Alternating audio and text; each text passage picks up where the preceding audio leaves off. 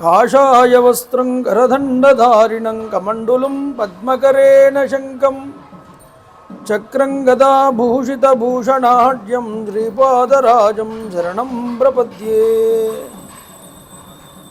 అభ్రస్యామపింగజటాబద్ధకళాపప్రాంసుర్దండీ కృష్ణమృగత్వక్పరిదానః సర్వాన్ లోకాన్ భావయానః కవిముఖ్య పారాశర్యః పర్వసురూపం వివృణోతు. ఛాయాయాం పారిజాతస్య హేమసింహాసనోపరి ఆసీనమంబుజశ్యామం ఆయతాక్షమలంకృతం చంద్రాననం చతుర్బాహుం శ్రీవత్సాంకితవక్షసం రుక్మిణీ సత్యభామాభ్యాం సహితం కృష్ణమాశ్రయే. సదాశివసమారంభాం శంకరాచార్యమధ్యమాం అస్మదాచార్యపర్యంతాం వందే గురుపరంపరాం.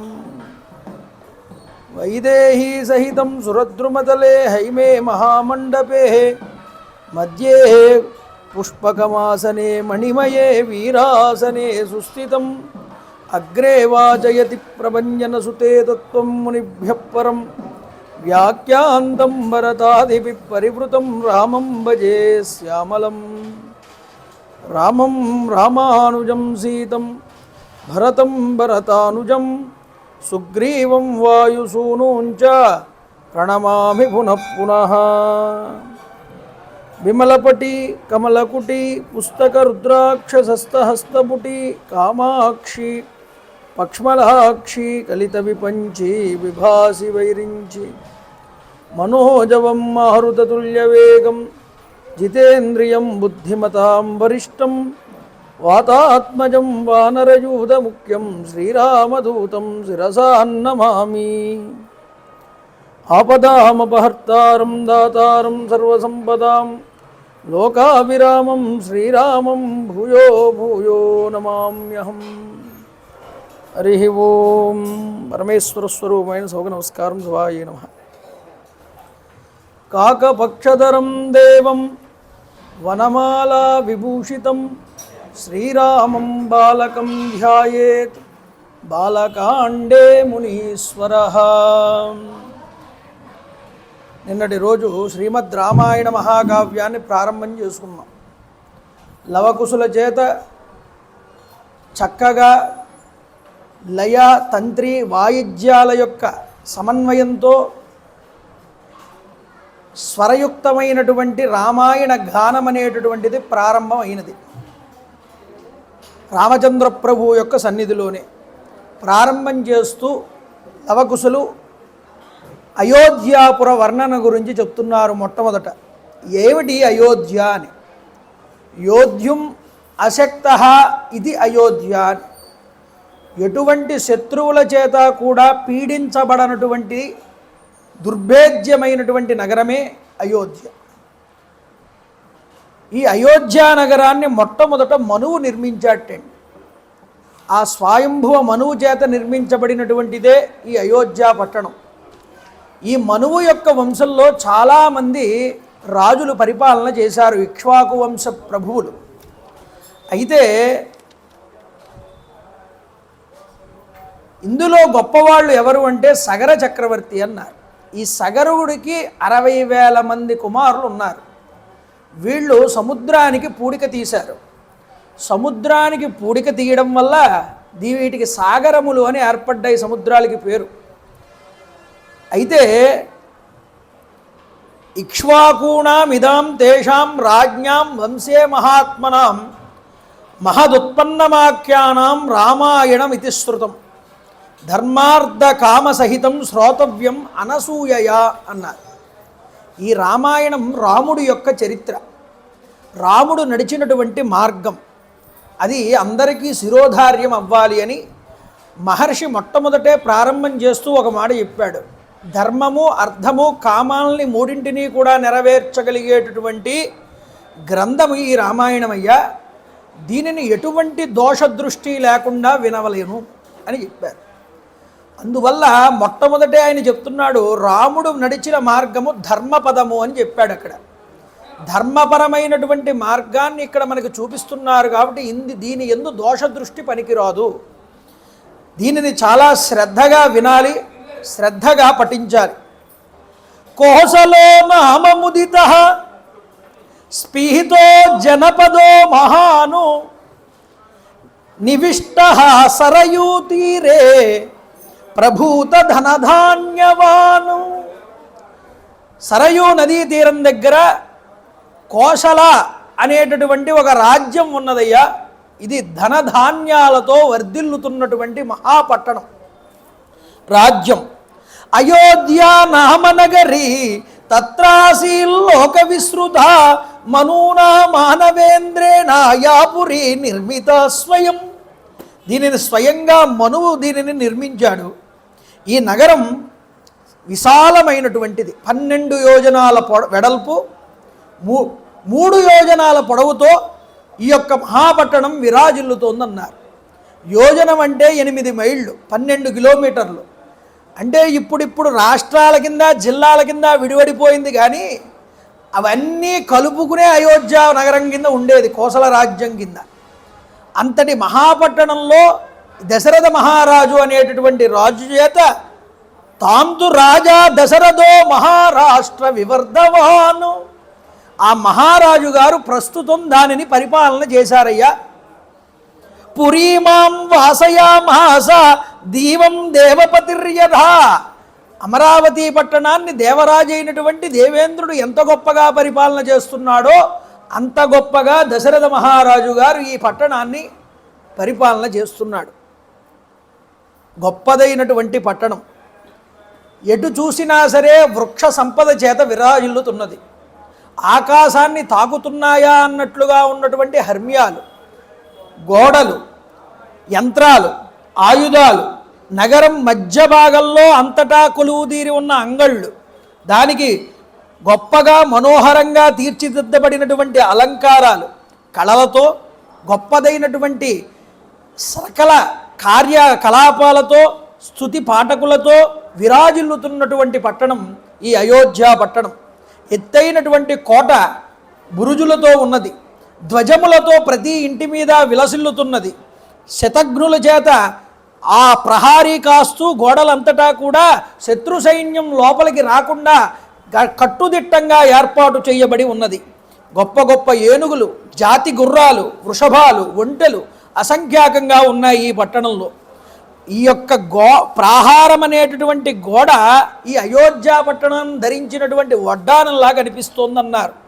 సామంతరాజ సంగైశ్చ బలికర్మాభిరావృతాము నానా దేశ నివాశ్చైవ వణిగ్భిర్ ఉపశోభితాము.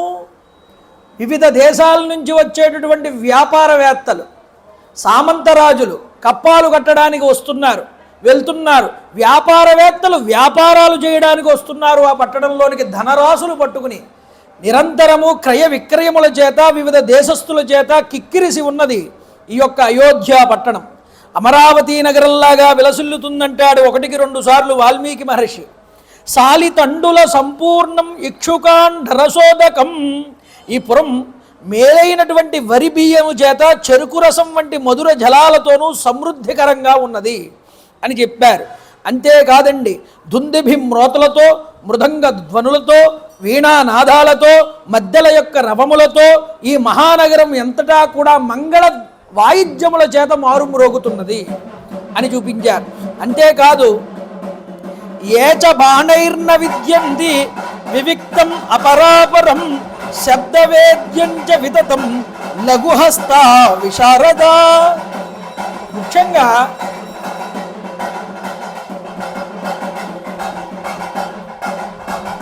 ఈ నగరమునందు యోధులు శస్త్రాస్త్ర విద్యలలో ఆరితేరినటువంటి వారు, సమర్థులు, శబ్దవేది విద్యను యందు ఆరితేరినటువంటి నిపుణులు.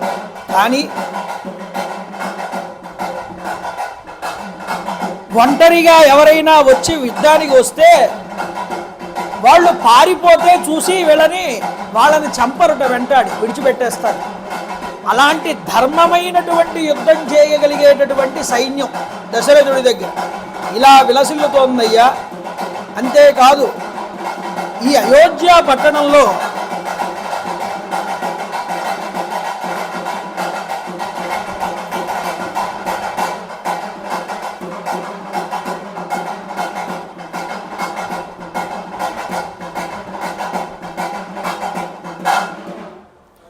తాం అగ్నిమద్భిః గుణవద్భిరావృతాం ద్విజోత్తమైః వేద షడంగపారగైః. ఈ యొక్క ద్విజోత్తములు నిత్యము కూడా నిత్యాగ్నిహోత్రములు చేసేటటువంటి వారే ఈ అయోధ్య పట్టణంలో. గుణ సంపన్నులు, వేదాంగములను అధ్యయనం చేసినటువంటి పారంగతులు, సత్యము తప్ప పలకడంలో ఎటువంటి దోషము లేనటువంటి వారు, ప్రజ్ఞావంతులై కొల్లలుగా ధనరాశులనేటటువంటి కలిగి ఉన్నటువంటి వారు, మహర్షులతో సమానమైనటువంటి బ్రాహ్మణోత్తములందరూ అయోధ్య పట్టణంలో ఉన్నారన్నారు. ఇలాంటి అయోధ్య పట్టణానికి రాజుగా ఇక్ష్వాకూణాం అతిరథో యజ్వధర్మపరో వశి మహర్షికల్పో రాజర్షి త్రిషు లోకేషు విశ్రుత బలవాన్ నిహతామిత్రో మిత్రవాన్ విజితేంద్రియ. చూడండి, వాల్మీకి మహర్షి చాలా గొప్పదైనటువంటి రచనా వైచిత్రాన్ని ప్రారంభం చేస్తాడు. ప్రారంభంలోనే ఏమంటారు అంటే, ఇక్ష్వాకు వంశంలో అతిరథుడు అన్నారు. అతిరథుడు అంటే మనకి గ్రేడ్లు ఉంటాయి దేనికైనా సరే. ఏమిటా గ్రేడ్స్ అంటే 1000 హార్స్ పవర్ అంటారే, మనకి తెలిసినటువంటి భాషలో చెప్పాలి అంటే శక్తి. దీంట్లో గ్రేడ్స్ ఏం చెప్పారు అంటే, యుద్ధం చేసేటప్పుడు రథ, రధిక, రథోధార, మహారథ, అతిరథ. అతిరథ అనేటటువంటి వాడు అందరికన్నా పైమెట్టులో ఉన్నటువంటి వాడు. రథ తన రథాన్ని, తన గుర్రాలని, తన సారథిని కాపాడుకుంటూ యుద్ధం చేసేవాడు రధికుడు. రథుడు. రధిక అంటే తనతో పాటు తన దగ్గర ఉన్నటువంటి ఒక 10 మంది సైన్యాన్ని కాపాడుకుంటూ యుద్ధం చేస్తాడు.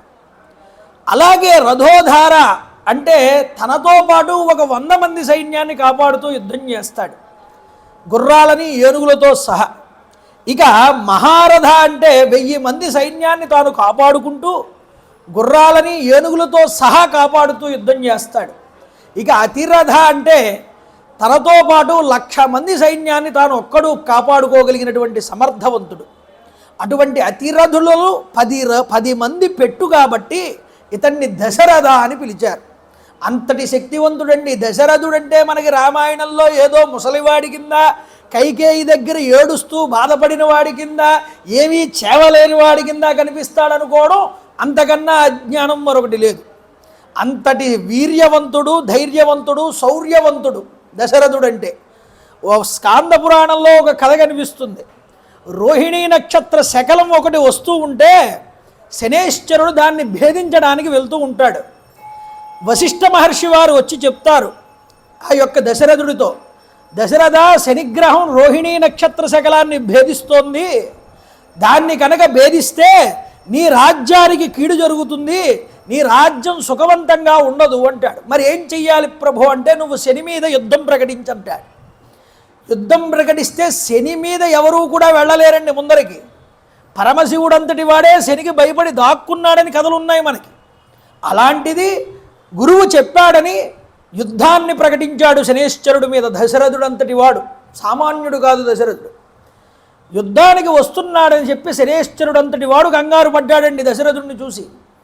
ఏవయ్యా నా మీదకి ఎందుకు వస్తున్నావు, నా డ్యూటీ నేను చేస్తున్నాను, నువ్వు నా దగ్గరికి రావడం ఎందుకని అడిగాడు.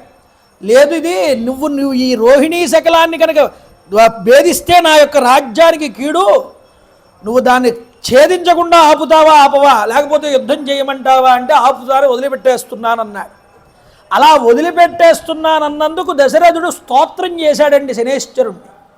అలా స్తోత్రం చేయడం వల్ల ముగ్ధుడై శనేశ్వరుడు, నీ స్తోత్రానికి మెచ్చుకున్నాను నేను, ఈ స్తోత్రం ఎవరైతే చదువుతారో వాళ్ళని నేను బాధించను అని చెప్పాడు.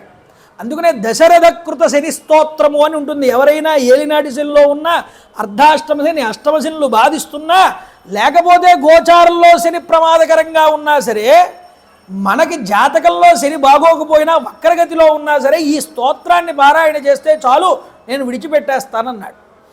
కాబట్టి శనినంతటి వాడిని ఎదిరించిన వాడు దశరథుడు అంటే సామాన్యమైన వాడు ఏం కాదు. అలాంటి దశరథుడిని ఇంట్రడ్యూస్ చేస్తూ మనకి రామాయణంలో ఈ మాట చెప్పాడు వాల్మీకి మహర్షి. అతిరథో యజ్వా ధర్మపరోవసి మహర్షి కల్పో రాజర్షి.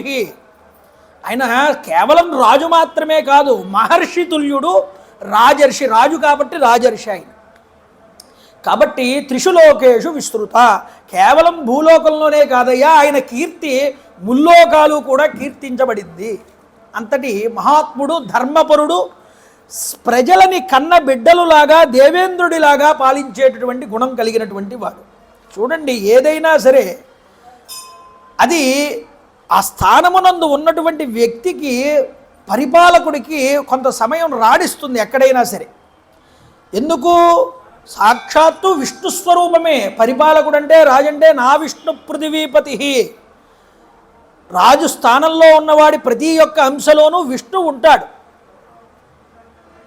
ఇక్కడ ప్రజలని కన్నబిడ్డల్లాగా చూసుకోవడమే కాకుండా ప్రజలందరినీ కూడా ధర్మ మార్గం వైపు నడిపిస్తున్నవాడు దశరథుడు.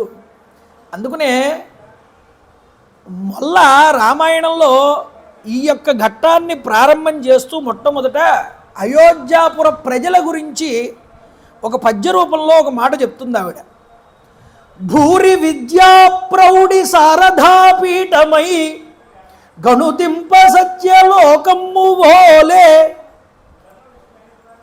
విద్యా వినయ సంపన్నత యందు ఈ యొక్క నగరం సాక్షాత్తు సత్యలోకంతో సమానమైనటువంటిది.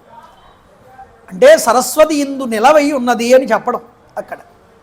మహనీయ గుణ సర్వ మంగళావాసమై పొగడందు కైలాస నగమువోలే.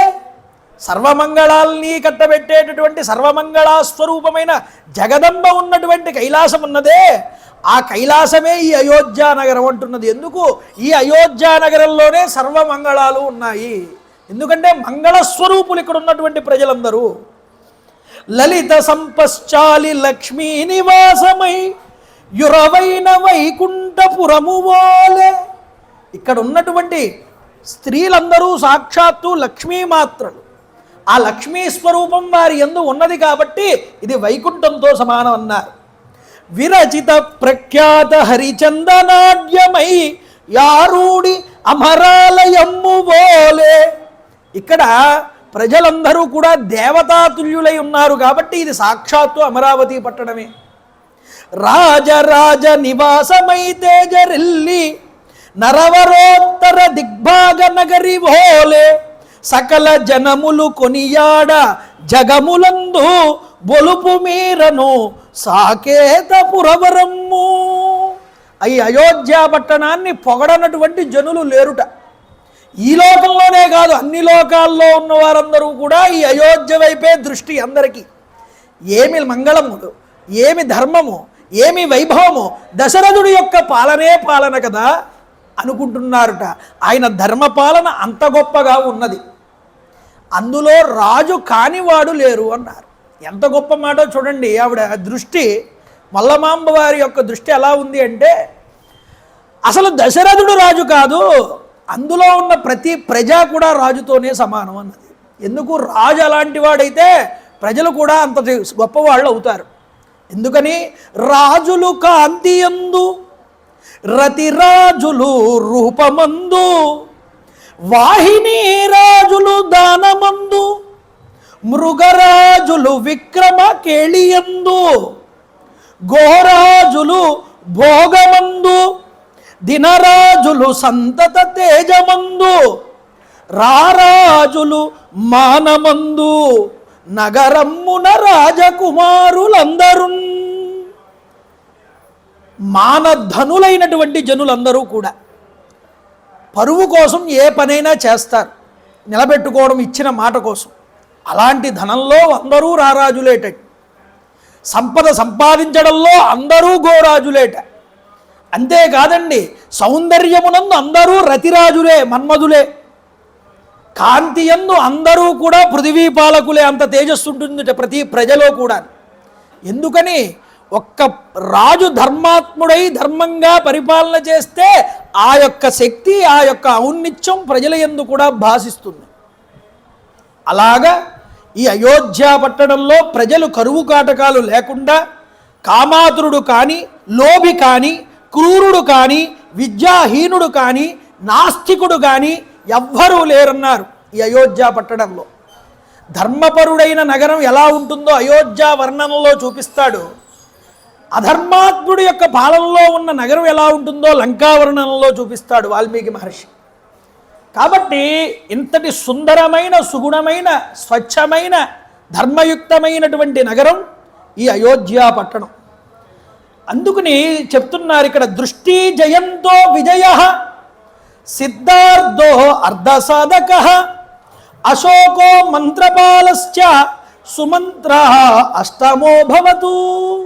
8 మంది మంత్రులు నిరంతరము కూడా ఈయన చుట్టూరా కూడా ఉండి ఈయనకి రాజ్య పరిపాలనలో చేయవలసినటువంటి సలహాలు, సూచనలు అన్నీ కూడా అందిస్తూ చెప్తూ ఉంటూ ఉంటారు ఆయనకి సహాయకులుగా ఎప్పుడూ కూడా. ఎవరు వీళ్ళు? దృష్టి, జయంతుడు, విజయుడు, సిద్ధార్థుడు, అర్ధసాధకుడు, అశోకుడు, మంత్రపాలుడు, సుమంత్రుడు అనేటటువంటి 8 మంది ఈ యొక్క మంత్రులు. చూడండి ఎంత గొప్ప విశేషమో. రాజు ఒక్కడు గొప్పవాడైతే సరిపోదు, రాజ్య పరిపాలన ముందరికి నడవదు. రాజుతో పాటు మంత్రులు కూడా అంత శక్తివంతులై ఉండాలి. వీళ్ళెవరు సామాన్యమైన వాళ్ళ? విద్యా వినీత హ్రీమంత కుశల నియతేంద్రియా శ్రీమంతశ్చ మహాత్మాన శాస్త్రజ్ఞ దృఢ విక్రమా. న్యాయశాస్త్రంలో, దండనీతి యందు, రాజ విద్యలో వీళ్ళందరూ కూడా నిపుణులుటండి.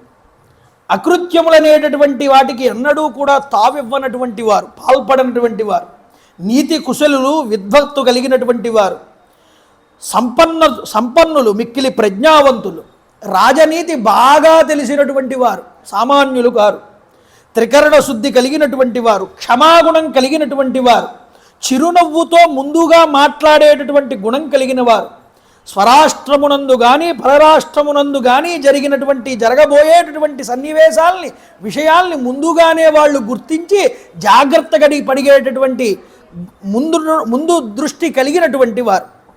శుచీనాం ఏకబుద్ధీనాం సర్వేషాం సంప్రజానతాం. అంతేకాదు మంత్రులందరూ త్రికరణ శుద్ధితో ఏకగ్రీవంగా రాజ వ్యవహారాలను ఎప్పుడూ కూడా నడుపుతూ ఉండేవారు. ఈ పురమునందు కానీ రాజ్యమునందు కానీ అబద్ధమాడేటటువంటి వాడు ఎవ్వడూ కూడా లేరుటండి. ఎప్పటికప్పుడు ధనం అనేటటువంటిది నిండుతోందా లేదా అని చూసుకుని జాగ్రత్త పడుతూ రాజుకు సలహాలు ఇచ్చేటటువంటి వారే. యోగ్యతల్ని బట్టి ఎవరికి ఎంతెంత వేతనములు ఇవ్వాలో నిర్ణయించేటటువంటి వారు. చతురంగ బలములన్నింటినీ ఎప్పటికప్పుడు సంరక్షించుకుంటూ జాగరూకులై ఉండేటటువంటి వారు. శత్రువుల యొక్క అడుగు జాడల్ని ముందుగానే కనిపెట్టి తీసుకోవలసిన జాగ్రత్తలు ముందుగానే తీసుకోవలసినటువంటి సలహాల్ని రాజుకు ఇస్తూ ఉండేటటువంటి వారు. అంతటి మంత్రి విద్యా కుశలులైనటువంటి వాళ్ళు ఈ యొక్క దశరథ మహారాజు గారి దగ్గర ఉన్నారటండి. ఇతర రాజులతో దేశ కాల పరిస్థితులకు అనుగుణంగా సంధి చేసుకోవాలా, లేకపోతే వాళ్ళతో యుద్ధం చెయ్యాలా, లేకపోతే ఏ విధంగా వాళ్ళతో యొక్క ధర్మ మార్గాన్ని అవలంబించాలో ముందుగానే ఆలోచించేటటువంటి వారు. రాజనీతి శాస్త్ర విషయాల యందు బాగుగా సంకల్ప దృష్టి కలిగినటువంటి వారు. ఇట్టి సద్గుణ సంపన్నులైనటువంటి అమాత్యులతో కూడి ఎట్టి వ్యసనాలు లేనటువంటి దశరథ మహారాజు ఈ కోసల రాజ్యాన్ని పరిపాలిస్తున్నాడు. నిజానికి రాజులకి కొన్ని వ్యసనాలు ఉంటాయి. అలాంటి వ్యసనాలు కూడా లేనటువంటి రాజు ఎవరైనా ఉన్నారు అంటే అది దశరథ మహారాజే అని చెప్తున్నారు. అంతేకాదండి, ఇంతటి మహానుభావుడు, ఇంతటి ధర్మాత్ముడు, ఏ లోటు లేనటువంటి వాడు, ఇంత పుష్కలమైనటువంటి రాజ్యాన్ని పరిపాలించేటటువంటి దశరథుడికి కూడా ఒక లోటు ఉన్నది.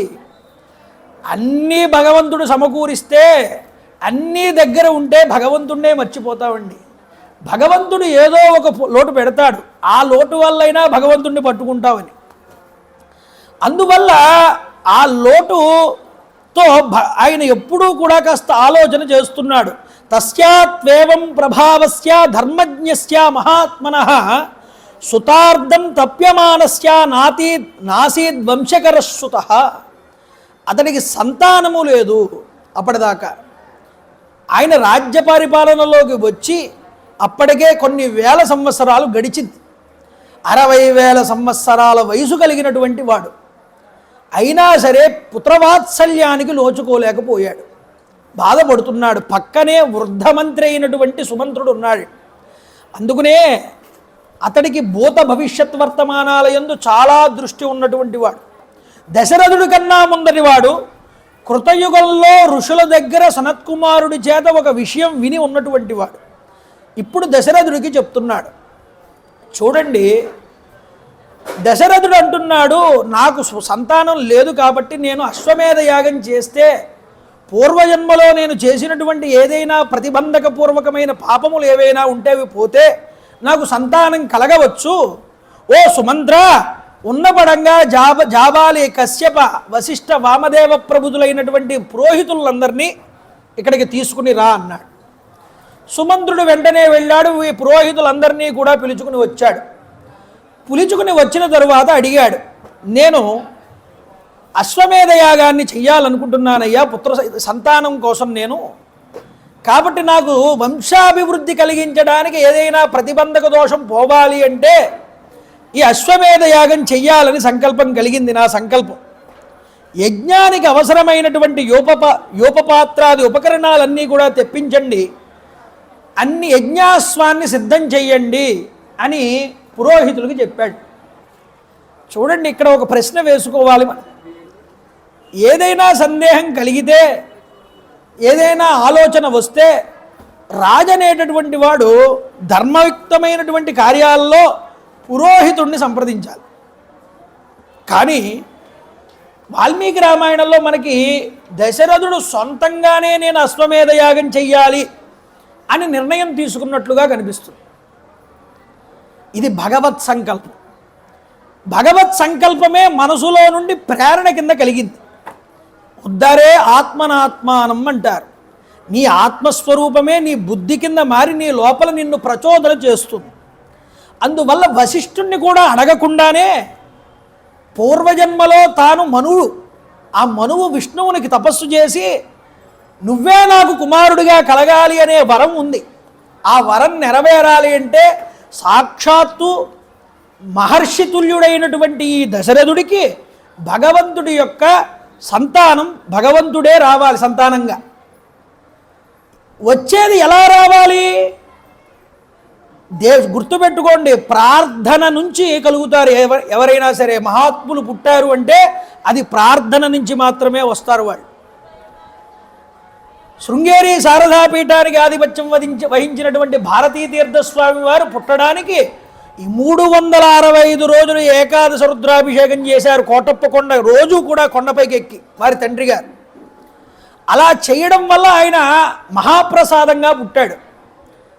శంకర భగవత్పాదాచార్యులు వారు ఆ యొక్క కాలడి గ్రామంలో తన శివగురువు స్వామివారిని అక్కడ నిరంతరము కూడా స్వామివారిని శివాలయంలో ఉండి తపస్సు చేసి భార్యతో సహా కలిసి ఆ యొక్క ఈశ్వరుడు వృషాచలేశ్వరుడు యొక్క అనుగ్రహాన్ని పొందాడు. ఇలాగ ప్రార్థన వల్ల భగవత్ కటాక్షంగా భగవంతుడు భూమి మీద అవతరిస్తాడు.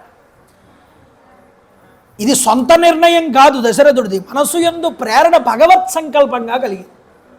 ఏమండి, భగవంతుడు తలుచుకుంటే సత్సంతానాన్ని ప్రసాదించవచ్చు కదా, ఆ మాత్రం దానికి యజ్ఞం చెయ్యాలా అంటే వేదంలో ఒక మాట ఉన్నది, యజ్ఞో వైహి విష్ణు అని. యజ్ఞస్వరూపమే విష్ణువు. యజ్ఞం అంటే మనం చేసే ఋత్విక్కులు కూర్చుని ఉద్గాత, హోత, పరివిత్తి మొదలైన వాళ్ళందరూ కూర్చుని చేసే యజ్ఞమే యజ్ఞం కాదండి. భూతయజ్ఞం, దయాయజ్ఞం, పితృయజ్ఞం అంటే మనం చేసే ఎదుటివారికి సర్వజీవులకి ఉపకారం చేసే ఏ పనైనా అది యజ్ఞం కిందే లెక్క. ఆ యజ్ఞం సాక్షాత్తు విష్ణు స్వరూపము. ఇప్పుడు ఈయన యజ్ఞం చెయ్యాలి అని అనుకున్నాడు అంటే అది భగవత్ సంకల్పం అయ్యింది.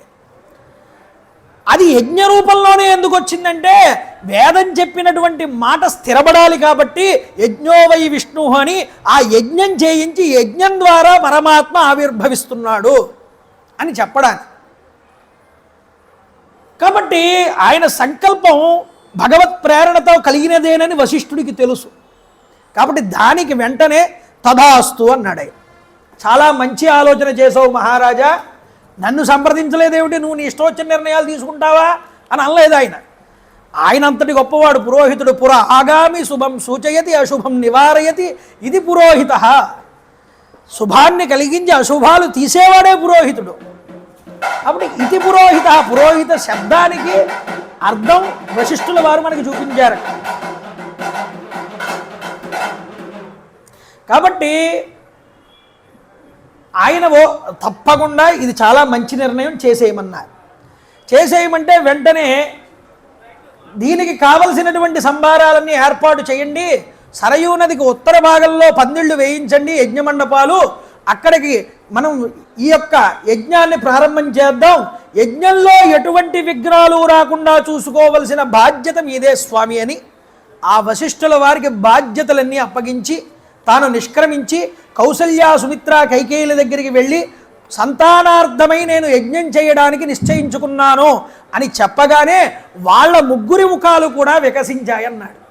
ఇన్నాళ్ళకి నా యొక్క భర్త చక్కటి నిర్ణయాన్ని తీసుకున్నారు అని వాళ్ళు ఆనందచిత్తులు అయ్యారు. వీళ్లతో చెప్పిన తర్వాత ఏకాంతంలోకి వెళ్ళి కూర్చున్నాడు దశరథుడు. పక్కకు వచ్చి సుమంత్రుడు నిలబడ్డాడు. సుమంత్రుడు వృద్ధుడు, అందుకనే చూడండి ఇంటిలో ఒక పెద్దవాడు ఉండాలి, అన్నీ తెలిసినవాడు అంటారు. అలా ఉంటే మనం చేసే పనిలో ఎక్కడైనా లోపాలుంటే అది కాదురా ఇలా చెయ్యని చెప్పేవాడు ఒకడు ఉంటాడు. ఇప్పుడు వృద్ధులందరినీ వృద్ధాశ్రమాలకి తరలించేస్తున్నారు మన వాళ్ళు, చెప్పేవాడు లేడు. అయితే గొప్ప విషయం ఏమిటంటే చూడండి,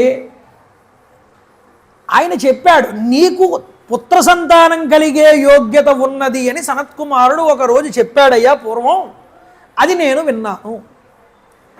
మన దాంట్లో మన యొక్క యోగ్యమునందు సంతానం ఉంది కలుగుతుంది అని రాసిపెట్టి ఉంటే అది కలగకపోతే దానికో యజ్ఞమో హోమమో వ్రతమో ఏదో ఒకటి చెయ్యొచ్చు.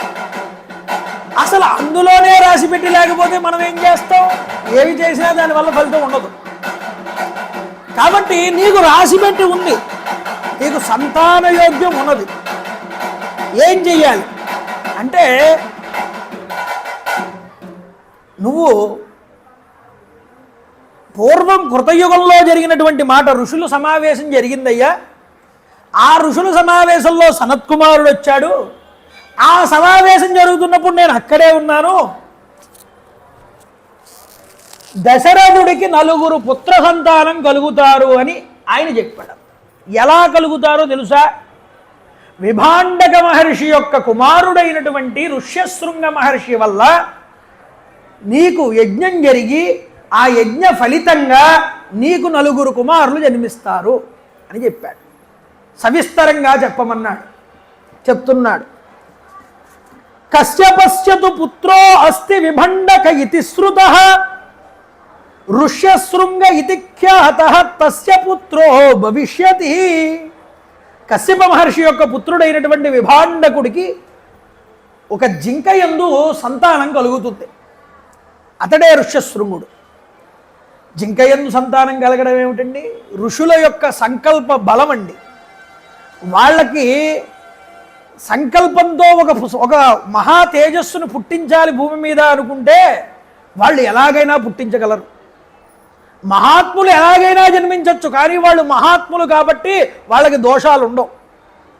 సముద్రంలో చేపలు ఉంటాయి, రత్నాలు ఉంటాయి. చేపల విలువ చేపలదే, రత్నం విలువ రత్నాందే. రెండూ సముద్రంలో ఉన్నంత మాత్రం చేత రెండూ ఒకటి కావుగా. అలాగే మనుష్యులలో కూడా మహాత్ములు అనేటటువంటి వాళ్ళు ఉంటారు. ఆ మహాత్ముల కోవకి చెందినవాడు ఈ ఋష్యశృంగుడు. అంటే చూడండి,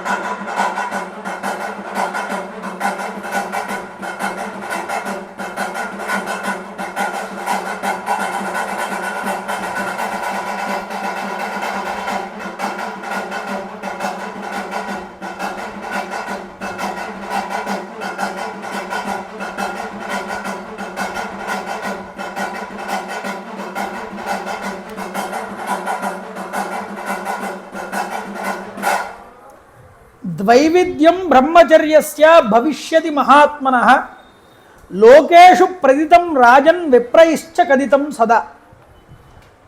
2 రకాలైనటువంటి బ్రహ్మచర్యాలు ఉంటాయి. ఒకటి వివాహకు పూర్వం మౌంజీ దండధారణ కలిగి బ్రహ్మచర్య వ్రతాన్ని స్వీకరించడం ఒక పద్ధతి. వివాహం అయిన తరువాత నిషిద్ధ తిథుల యందు సంగమం జరపకుండా భార్యతో నిగ్రహంతో ఉండేటటువంటి వ్యక్తి కూడా బ్రహ్మచర్యం చేసినట్టే లెక్కన్నారు.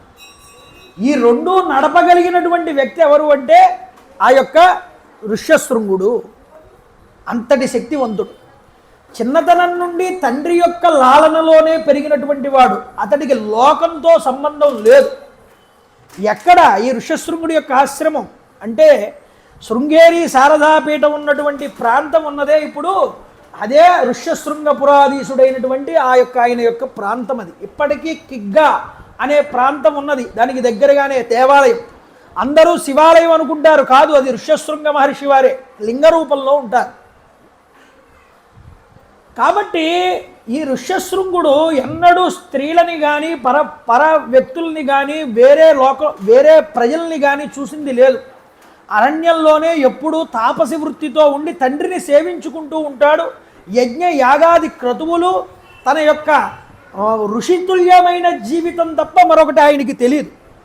అలాంటి వ్యక్తి ఆయన కనుక వస్తే ఎవరికి రోమపాదుడు అనేటటువంటి రాజుగారు ఉన్నారయ్యా, ఆయన ఒకసారి అధర్మం చేశాడు. తెలియక అధర్మం చేయడం వల్ల రాజ్యంలో అనావృష్టి అతివృష్టి ఏర్పడ్డాయి. ఇవి పోవాలి అంటే అక్కడ ఉన్నటువంటి పురోహితులందరూ విభాండకుడి కుమారుడైనటువంటి ఋష్యశృంగుని మీ యొక్క రాజ్యంలోకి తీసుకువస్తే గాని ఈ అనావృష్టి పోదు, నీ కుమార్తెని ఇచ్చి వివాహం చేయి శాంతని అని చెప్పారు. ఇప్పుడు ఆయన్ని ఎవరు తీసుకొస్తారు, మీరే తీసుకురండి అని పురోహితులకు అప్పచెప్తే పురోహితులు ఆయన దగ్గరికి వెళ్ళడానికి భయపడ్డారండి. ఎందుకంటే విభాండకుడు అంతటి శక్తివంతుడు, గమ్ముని శపిస్తాడని. మరి ఏం చెయ్యాలి, ఎలా తీసుకురావాలి వాళ్ళని రాజ్యంలోకి అంటే ఒక పని చేయి, గణిక స్త్రీలని పంపించు, వేశ్యల్ని. వాళ్ళు జాగ్రత్తగా ఈ యొక్క ఋష్యశృంగుణ్ణి వశపరుచుకుని వాళ్లతో పాటు తనతో పాటు మంచి బహుమతులన్నీ ఇచ్చి పంపించండి వాళ్ళని. వాటికి ఆకర్షితుడై ఈ యొక్క ఋష్యశృంగుడు వీళ్ళతో పాటు వస్తాడు. ఆ వచ్చిన తర్వాత కాళ్ళ మీద పడిపోదు నువ్వు అన్న రోమపాదుడు. ఈ రోమపాదుడు నీ యొక్క స్నేహితుడేనయ్యా ఓ దశరథ. ఆ రోమపాదుడు ఆ విధంగా గణిక స్త్రీలని పంపించి ఋష్యశృంగుణ్ణి ఆహ్వానిస్తే ఆ అనావృష్టి పోయి వర్షాలు పడి మళ్ళీ రాజ్యం సుభిక్షమైతే ఆ కుమార్తె అయినటువంటి శాంతనిచ్చి వివాహం చేశాడు.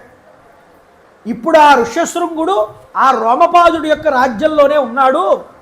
ఆయన్ని నువ్వు కనుక ఆహ్వానం చేసి ఆయన చేతుల మీదుగా యజ్ఞాన్ని కనుక పూర్తి చేశావు అంటే నీకు పుత్ర సంతానం కలుగుతుంది అని ఆ రోజు ఆ సనత్కుమారుల వారు చెప్తూ ఉండగా నేను విన్నాను అని చెప్పాడు. దశరథుడు అన్నాడు, ఈ గణిక స్త్రీలను పంపించి ఎలా తీసుకొచ్చారో ఋష్యశృంగుడిని చెప్పవయ్యా అన్నాడు. ఈయన చెప్పడం ప్రారంభం చేశాడు. ఈ గణిక స్త్రీలకి కొన్ని ఆభరణాలు, ద్రవ్యాలు, భక్ష్యాలు, భోక్ష్యాలు అన్నీ ఇచ్చి పంపించారట ఈ ఋష్యశృంగుడు ఉండేటటువంటి ఆశ్రమం దగ్గరికి. ఋష్యశృంగుడు ఎప్పుడు బయటకు వస్తాడా ఋష్యాశ్రమంలో నుంచి అని ఎదురు చూస్తున్నారు వీళ్ళందరూ. ఓ రోజు బయటకు వచ్చాడు పూల కోసం, సమిధల కోసం. దూరం నుంచి వీళ్ళందరినీ చూశాడు. వాళ్ళని చూడగానే ఆశ్చర్యపోయాడు. ఎప్పుడూ చూడలేదు అలాంటి వాళ్ళందరినీ. ఆయన ఎవరు మీరు, ఇక్కడికి ఏం పని మీద వచ్చారని అడిగారు. మేము ఓ వ్రతం చేస్తున్నాం, మేము ఎందుకనే ఈ ప్రాంతం దగ్గరికి వచ్చాం అని వాళ్ళు చెప్పి ఈ ఋష్యశృంగుడితో చాలాసేపుకు ఆ యొక్క కబుర్లన్నీ మాట్లాడారు. ఆయన వీళ్ళ యందు ఆకర్షితుడయ్యాడు. మా యొక్క ఆశ్రమం ఇక్కడే ఉన్నది, మీరు రండి నాతో, నా ఆతిథ్యాన్ని స్వీకరించండి అన్నాడు. వాళ్ళందరూ కూడా సరే ఈ వంకతో ఆశ్రమాన్ని కూడా చూడొచ్చని ఆశ్రమంలోనికి వెళ్ళారు ఈ ఋష్యశృంగుడితో పాటుగా. ఋష్యశృంగుడు వాళ్ళకి అతిథి సత్కారాలన్నీ చేశాడు. చేసిన తర్వాత వీళ్ళు మేము తీసుకొచ్చిన ఫలాలు ఉన్నాయి తింటావా అని అడిగితే తింటానన్నాడు. ఈ భక్ష్యాలు భోక్ష్యాలు ఏవైతే తెచ్చారో ఈ లడ్డు మధుర పదార్థాలన్నీ ఇచ్చి ఫలాలు తిను అన్నారు. నిజంగా అవి పళ్ళేమో అనుకున్నాడు ఆయన. ఆయన ఎప్పుడూ చూసి ఎరగడుగా. తీసుకుని తిన్నాడు. ఆయనకి బాగా నచ్చాయి. వాళ్ళందరూ కౌగులించుకుని ఆ యొక్క ఋష్యశృంగుణ్ణి మేము వెళ్ళి వస్తాం, వాళ్ళకి భయం ఎక్కడ విభాండకుడు వస్తాడో మమ్మల్ని శపిస్తాడో అని, మేము వెళ్ళి వస్తాం, మేము ఒక వ్రతం చేయవలసి ఉన్నది, ఆ వ్రతం అయ్యేంత వరకు ఇక్కడే ఉంటామని చెప్పి వెళ్ళిపోయారు. వెళ్ళిపోతే ఈయనకి చాలా బాధ కలిగింది వాళ్ళు వెళ్ళిపోవడం వల్ల. మళ్ళీ వాళ్ళని చూడాలని మనసులో కుతూహలం కలిగింది. ఎప్పుడైతే అలా కుతూహలం కలిగిందో మరుసటి రోజు మళ్ళీ వాళ్ళు ఉన్నటువంటి ప్రదేశం వైపుకు నడుచుకుంటూ రావడం మొదలుపెట్టాడు. రాగానే దూరం నుంచి చూసారా, మన ప్లాన్ వర్కౌట్ అయ్యింది, ఆ యొక్క విభాండకుడు కుమారుడు ఋష్యశృంగుడు ఇటే వస్తున్నాడని అతన్ని తీసుకురాగానే ఆశ్చర్యపోయి వాళ్ళందరూ ఆనందపడి, నువ్వు మా యొక్క ఆశ్రమానికి రా, అక్కడ ఇంకా మధుర పదార్థాలు ఫలాలు ఉంటాయి, నీకు అవన్నీ రుచి చూపిస్తామని వాళ్ళు అతన్ని తన వెంట తీసుకుని జాగ్రత్తగా అంగదేశానికి తీసుకొచ్చేశారు. ఈ అంగదేశంలోకి తీసుకురాగానే ఈ గణిక స్త్రీలు ఈ ఋష్యశృంగుణ్ణి ఆ అడుగు పెట్టాడో లేదో ఋష్యశృంగుడు విపరీతమైన వర్షధారలు పడి మళ్ళీ సుభిక్షమైందిటండి ఆ అంగరాజు, ఆ యొక్క రోమపాదుడు యొక్క రాజ్యం అంతా కూడా.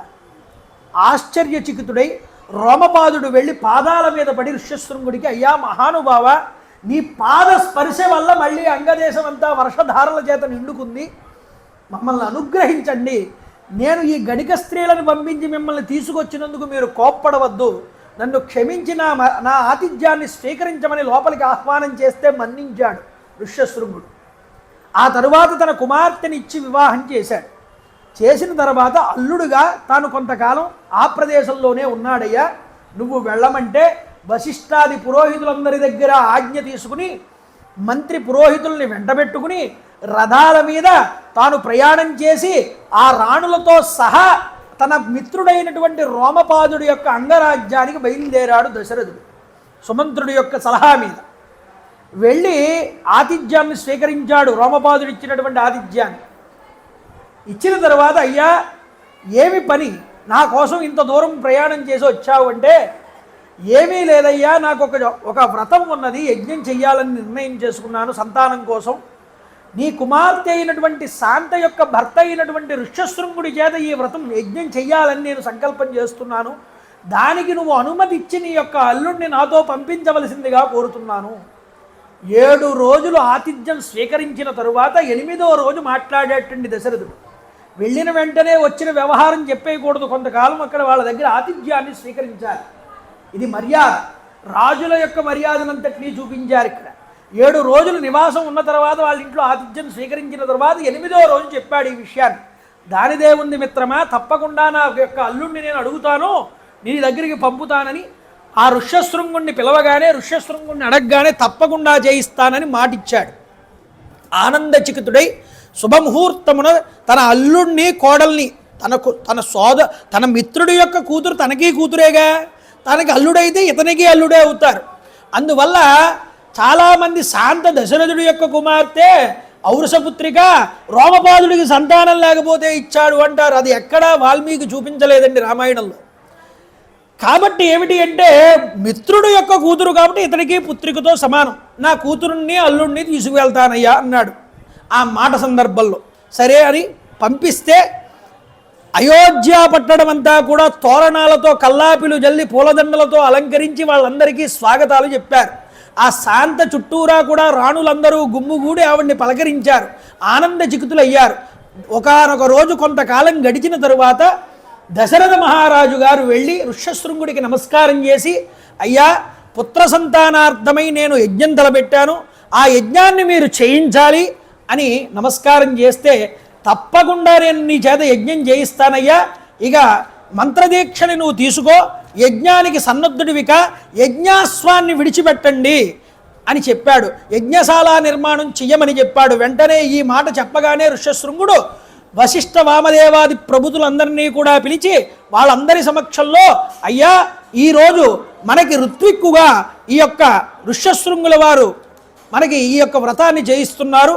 చైత్ర శుద్ధ పౌర్ణమి, చైత్రమాసం వసంత ఋతువులో ప్రారంభం చేస్తున్నామని ఆ గుర్రాన్ని విడిచిపెట్టారు. ఈ గుర్రం సంవత్సర కాలం తిరిగింది ప్రపంచమంతా కూడా. తిరిగి మళ్ళీ సంవత్సరం చైత్రమాసం వచ్చేటప్పటికి వచ్చింది. అది వచ్చేలోపు కూడా చెయ్యవలసినటువంటి కొన్ని యజ్ఞానికి సంబంధించిన కార్యక్రమాలు కొన్ని ఉంటాయి. ఆ కార్యక్రమాలన్నింటినీ కూడా దశరథుడు పూర్తి చేసుకున్నారటండి. ఏమిటండి సాంగ్రహణేష్టి అంటారు దాన్ని. ఈ సాంగ్రహణేష్టి అనే దాన్ని చేశాడు. బ్రహ్మౌదన, మేధ్యాస్వబంధన, స్నాపన, ప్రోక్షణ, విమోచనాది కృత్యములన్నింటినీ కూడా ఈ సంవత్సర కాలంలో గుర్రం వచ్చేలోపు పూర్తి చేసుకున్నట్ట. వచ్చిన తర్వాత సరయూ నదికి ఉత్తర దిక్కున యజ్ఞశాలలన్నింటినీ కూడా నిర్మాణం చేశాడు. ఈ యజ్ఞ సామాగ్రికి కావలసిన సన్నాహాలు చేయడానికి కొంతమంది మనుషుల్ని ఏర్పాటు చేశాట వశిష్ఠ మహర్షి ద్వారా. ఎలాగా? యజ్ఞ సమాప్తి అయ్యేంత వరకు కార్యనిర్వహణలో నిమగ్నులై ఉండేటటువంటి వాళ్ళని ఎంచుకున్నారు. వాళ్ళందరూ కూడా ఇటుకలు సేకరించడానికి, సుక్కుస్రువాలు తయారు చేయడానికి వడ్రంగుల్ని, బావులను త్రవ్వడానికి త్రవ్వేవాళ్ళని, లేఖకుల్ని, శిల్పుల్ని, చిత్రకారుల్ని వీళ్ళందరినీ కూడా పిలిపించారటండి. అంతేకాదు మధ్య మధ్యలో అందరికీ కూడా ఆహ్లాదాన్ని చూపించడం కోసం నటులని, నర్తకుల్ని కూడా పిలిచారు. సచ్చరిత్ర కలిగినటువంటి శాస్త్రజ్ఞులు, శాస్త్రములలో అనుభవం కలిగి ఆరితేరినటువంటి వారిని పిలిపించారు. అంతేకాదు వీరందరినీ పిలిచి చెప్తున్నాడు వశిష్ఠుడు, మీరందరూ కూడా రాజాజ్ఞను శిరసా వహించి యజ్ఞకార్యాలలో నిమగ్నులవ్వండి అని వాళ్ళకి శాసనం చేశాడు. అంతేకాదు వేల కొలది ఇటుకల్ని తెప్పించారు. యజ్ఞానికి వచ్చేటటువంటి రాజుల కోసం ఎత్తైన విశాలమైన భవనాలన్నింటినీ ఏర్పాటు చేశారు. ఒక్కొక్క రాజు ఒక్కొక్క విడిదిలోకి దిగాలి. అలా ఒక్కొక్కరికి భవన నిర్మాణాలు జరిగాయిటండి. గాలులకి వానలకి తట్టుకునే విధంగా దృఢంగా కట్టారట ఈ ఇళ్లన్నింటినీ కూడా. గ్రామంలో పట్టణంలో ఉన్నటువంటి పురజనులకి, జానపదులకి నివాసయోగ్యమైనటువంటి గృహాలన్నింటినీ నిర్మించారటండి. తినుబండారాలని, సౌకర్యాలని విస్తారంగా సమకూర్చాలి సుమా అని అందరికీ శాసనం చేశారు వశిష్ఠ మహర్షి వారు. ఏమాత్రము అనాదరణ అనేటటువంటిది చూపకూడదు. మర్యాదగా వారికి భోజన సత్కారాలన్నీ కూడా చెయ్యాలి అని సూచనలు చేశాడు ముందుగా పురోహితుడు. ఎందుకని అంటే చెప్తున్నారు, అవజ్ఞయ నధాతవ్యం కస్య చిల్లీలయాపివ అవజ్ఞయా కుతం హన్యా దాతారం నాత్ర సంశయ. ఎవరైనా అతిథిగా ఇంటికి వచ్చినప్పుడు అతిథి సత్కారం చేసేటప్పుడు వాళ్ళని అనాదరించడం కానీ, లేకపోతే వాళ్ళ ఎందు అపహాస్యం చేయడం కానీ, వాళ్ళని ఆదర బుద్ధితో చూడకపోవడం వల్ల జరిగేటటువంటి పనుల వల్ల యజమాని నశిస్తాడు. యజమాని నశించకుండా చూసుకోవలసిన బాధ్యత పురోహితుడికి ఉంటుంది. ఆ ఇంటిలో ఉండేటటువంటి పురంలో ఉండేటటువంటి ప్రజలందరి మీద ఉంటుంది, రాజు కాబట్టి మీరందరూ ఒళ్ళు దగ్గర పెట్టుకుని శ్రద్ధగా వచ్చిన వారందరికీ అతిథి సత్కారాలు, గౌరవాదులు ఏ విధంగా లోటు లేకుండా చెయ్యాలి అని సూచన ఇచ్చాడు. పౌరోహితుడు అనేటటువంటి వాడు ఎలా ఉండాలో రామాయణాంతర్గతంగా మనకి చూపించారు. ఇంటికి అతిథి వస్తే వాడిని ఎలా పూజించాలో, ఎలా గౌరవించాలో మనకి చూపించారు. కాబట్టి అనాదరణ బుద్ధి చూపకూడదు. నువ్వు ఇచ్చేవాడివని అవతలవాడు చులకనగా తీసుకునేవాడు అనే భావన ఎప్పుడూ మనసులో ఉండకూడదయ్యా. దానం ఇచ్చేవాడు పుచ్చుకునేవాడు అనేటటువంటి వాడిని పై ఎత్తులో కూర్చోబెట్టి ఇవ్వాలి దానం అనేటటువంటిది. ఎందుకంటే వాడు తీసుకోకపోతే నువ్వు దానం చేసిన ఫలితం నీకెలా వస్తుంది? కాబట్టి పుచ్చుకునేవాడు ఒకడు ఉన్నాడు కాబట్టే కదా నువ్వు ఇవ్వగలుగుతున్నావు. కాబట్టి అటువంటి వాడు వచ్చినప్పుడు వాడిని మర్యాదగా భావన చేయి.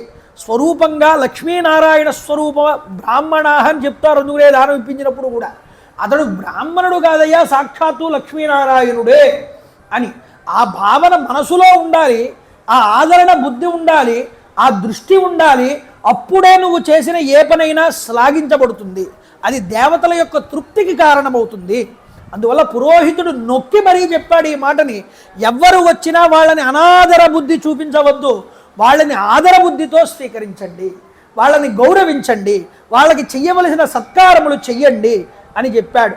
అంతేకాదండి, మహర్షి సుమంత్రుణ్ణి పిలిచాట తర్వాత వశిష్ఠుల వారు. ఏమయ్యా, ఈ భూమండలం మీద ఉన్నటువంటి ధార్మికులైనటువంటి రాజులందరినీ కూడా పెద్ద సంఖ్యలో బ్రాహ్మణుల్ని, క్షత్రియుల్ని, వైశ్యులని, శూద్రులని 4 వర్ణాల వారిని కూడా ఆహ్వానించండి యజ్ఞానికి. అంతేకాదు అన్ని దేశాల నుండి కూడా జనాలనందరినీ సాదరంగా ఆహ్వానించండి అన్నాడు. మిథిలాధిపతిం శూరం జనకం సత్యవిక్రమం నిష్ఠతం సర్వశాస్త్రేషు తథా వేదేషు నిష్ఠితం. అంతేకాదు ముఖ్యంగా జనక మహారాజు అనేటటువంటి ఆయన ఉన్నాడు మిథిలా నగరంలో. ఆయన సత్యసంధుడు, సూర్యుడు. అంతేకాదు వేదములలో నిష్ఠాగరిష్ఠుడు, మహాపురుషుడు. కనుక ఆయన్ని నువ్వెవరో మనుషుల్ని పంపించి పిలవడం కాదు సుమంత్ర, నువ్వే స్వయంగా వెళ్ళి పిలువు.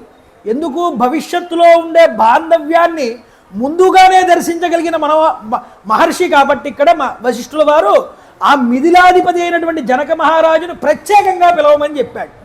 అంతేకాదు ప్రత్యేకంగా ఆయనతో అనుబంధం ఉన్నది అని ముందుగానే గ్రహించినటువంటి వాడు.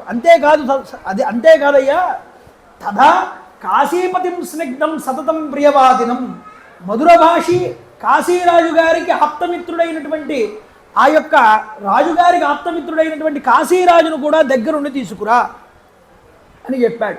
అంతేకాదండి కేకేయ రాజు ఆయన సుతుడిని కూడా స్వయంగా ఆహ్వానించు, అంగదేశాధిపతి సత్పురుషుడు పూజ్యుడు గొప్ప కీర్తి ప్రతిష్ట కలిగినటువంటి వాడు ఆ రోమపాదుణ్ణి కూడా దగ్గరుండి ఆహ్వానించమని చెప్పాడు.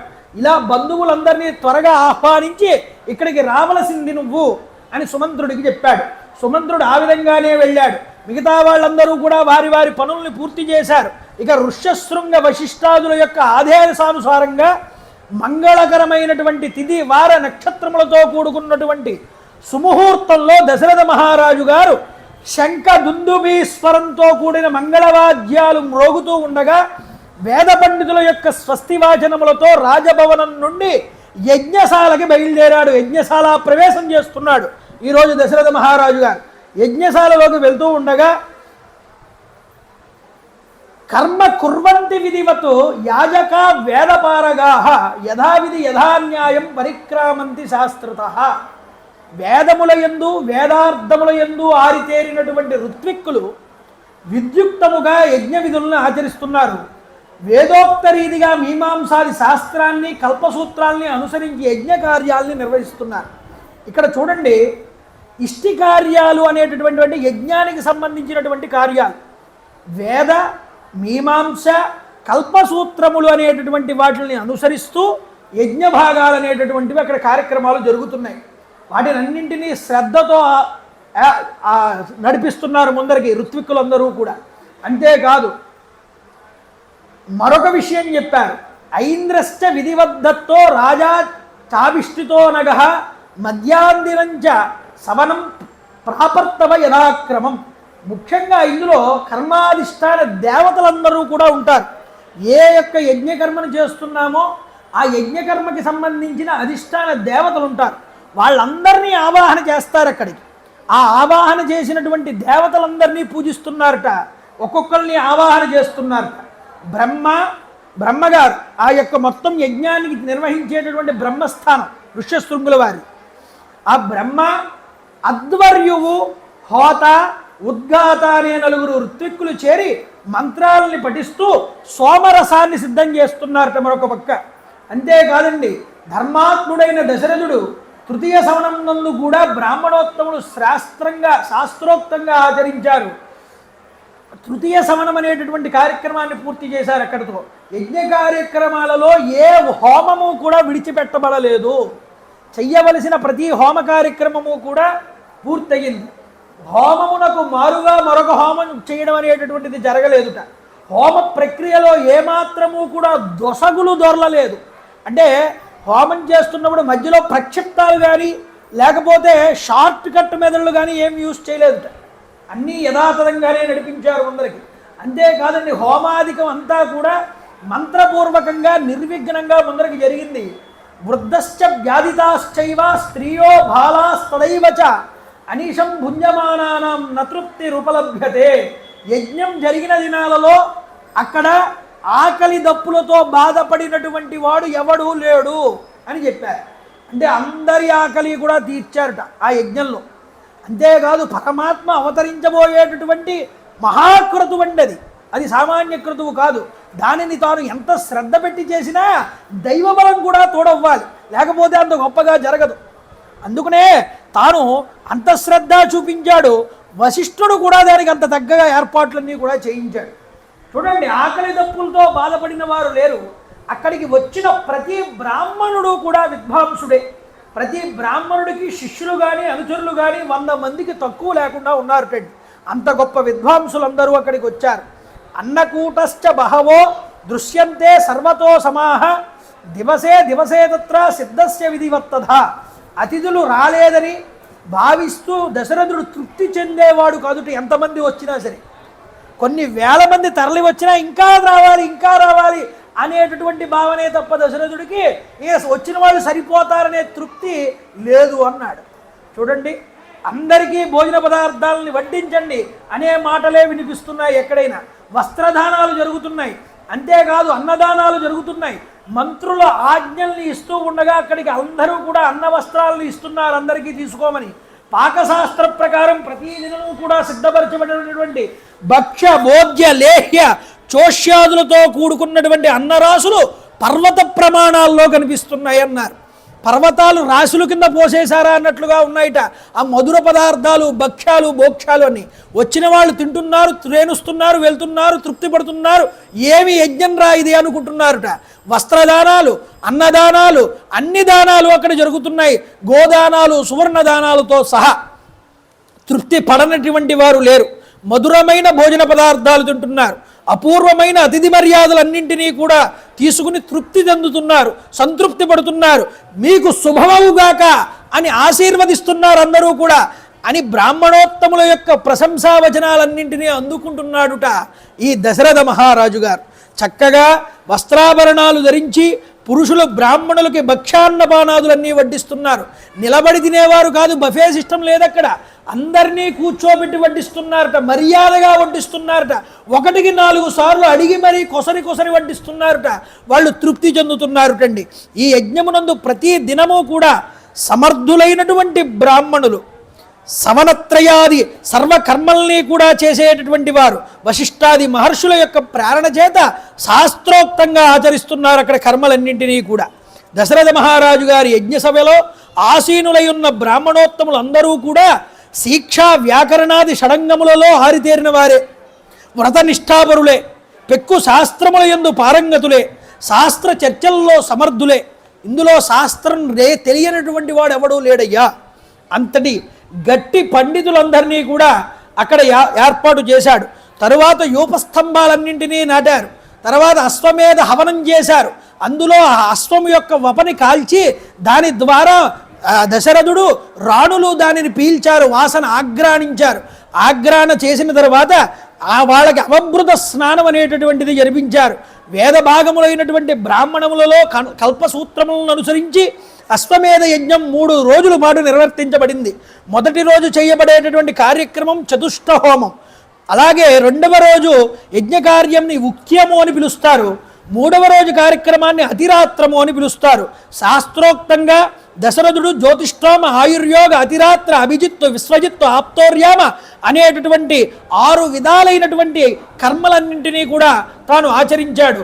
హోత, ఉద్గాత, అధ్వర్యువు, బ్రహ్మ అనే నలుగురికి 4 దిక్కుల వైపు భూమిని కూడా దానం చేస్తే దానిని మళ్ళీ తిరిగి వాళ్ళు దశరథుడికి ఇచ్చేసి, అయ్యా మేము దీన్ని ఇంతలా పరిపాలన చేయలేము, నీలాగా మాకు దీనికి బదులుగా ద్రవ్యరాశినివ్వండి, ధనాన్ని ఇవ్వండి అంటే దానికి బదులుగా మళ్ళీ ధనాన్ని దానం చేశాడు.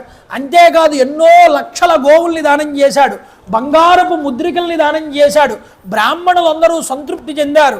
ఇచ్చినటువంటి దానములన్నింటినీ వశిష్ఠుల వారికి ఇస్తే వశిష్ఠుల వారు మళ్ళీ తిరిగి అందరికీ సమానంగా ద్రవ్యాలన్నింటినీ కూడా పంచాడు. ఈ విధంగా ఈ యజ్ఞం సఫలీకృతం అయ్యింది. అయితే తతోబ్రవీత్ ఋష్యశృంగం రాజా దశరథస్తథ కులస్య వర్ధనం త్వంతు కర్తుం హరహసి సువ్రత.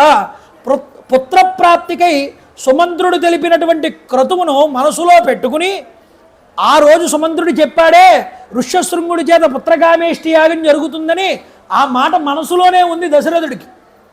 ఋష్యశృంగుడి దగ్గరికి వెళ్ళి పాదాలకి నమస్కారం చేసి, అయ్యా మీ చేత జరపబడేటటువంటి పుత్రకామేష్టి జరిపించవలసింది అని ప్రార్థిస్తున్నానన్నాడు. అనగానే ఆనందచికితుడై ఋష్యశృంగుడు మాటిచ్చాడు, అభయం ఇచ్చాడు దశరథుడికి.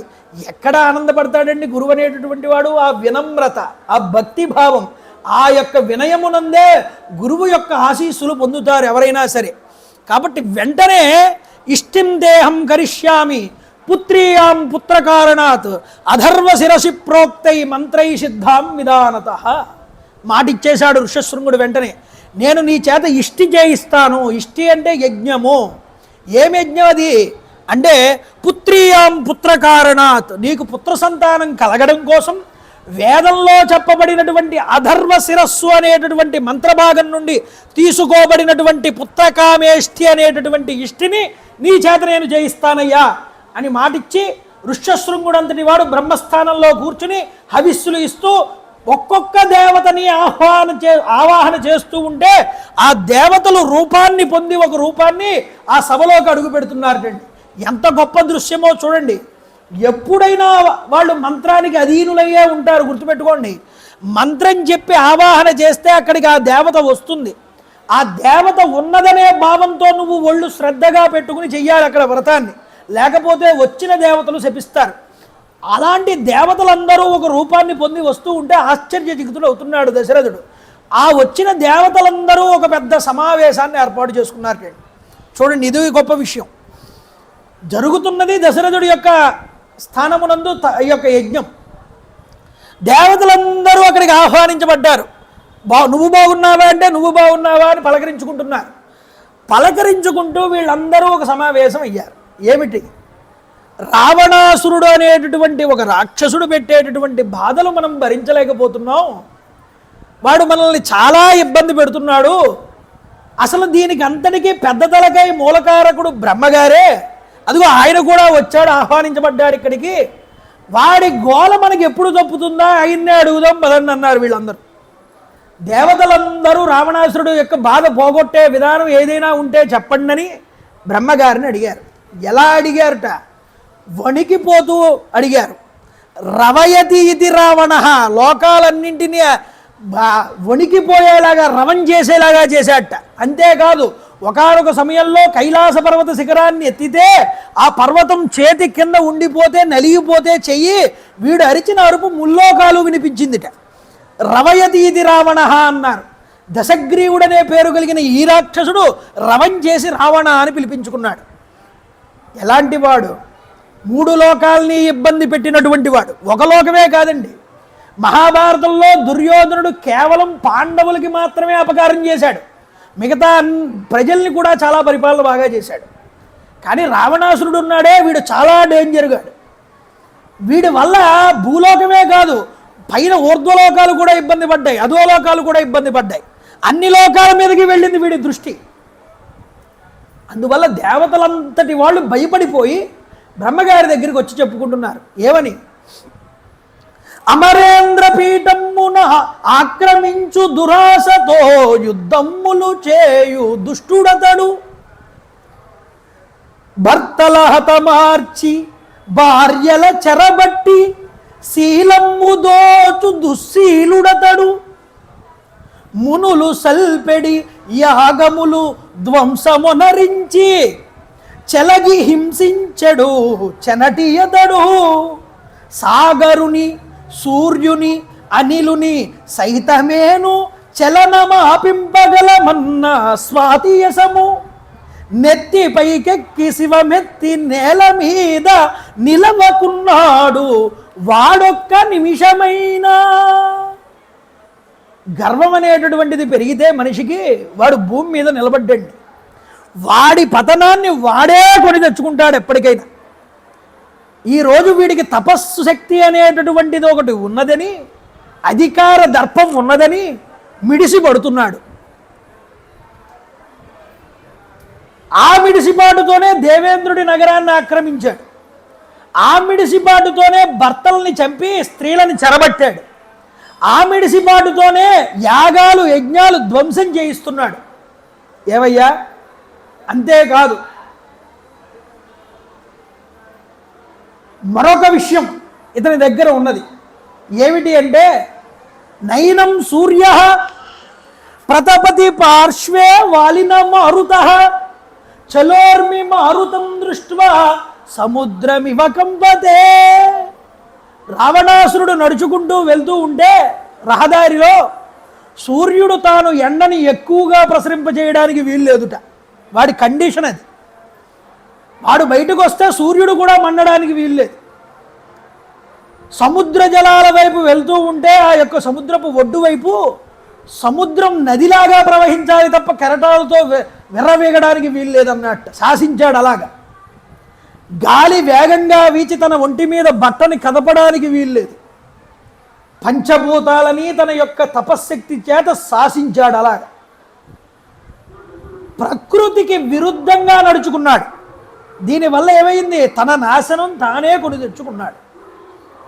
ఇప్పుడు దేవతలందరూ బ్రహ్మగారిని ప్రార్థన చేశారు, వీడి పరిస్థితి ఇలా ఉంది, వీడిని చంపేవాడు ఎవరు, వీడు ఎవరి చేతిలో చేస్తాడు అంటే బ్రహ్మగారు ఒక మాట అన్నారు, ఏమయ్యా వాడికి చావు లేదు మీ చేతుల్లో, ఎవరి చేతుల్లో కూడా. వాడు కోరుకున్నప్పుడు మాట అడిగాడు నన్ను, నానా విధేభ్యో భూతేభ్యో భయం నాణ్యత్ర మానుషాత్, నాకు ఎవరి చేతుల్లోనూ కూడా చావు ఉండకూడదు, ఒక్క మానవుల చేతిలో తప్ప అన్నాడు. అంటే మానవుడంటే అంత చిన్న చూపు వాడికి, మానవుడు నన్నేం చేస్తాడులే అనేటటువంటి అతిశయం. అంటే మానవుడి యొక్క దృష్టి, మానవుడి యొక్క శక్తి ఆ కాలంలో అంత చులకనగా ఉండేది. అటువంటి మానవుణ్ణి ఇనుమడింప చేయడానికి, మానవుడి ఘనత పెంచడానికి, మానవుడు తలుచుకుంటే ముల్లోకాల్ని కూడా శాసించగలడు, ధర్మ ప్రవర్తన చేత సత్యవాక్కు చేత అని నిరూపించడానికి వచ్చిన వాడు రామచంద్ర ప్రభు.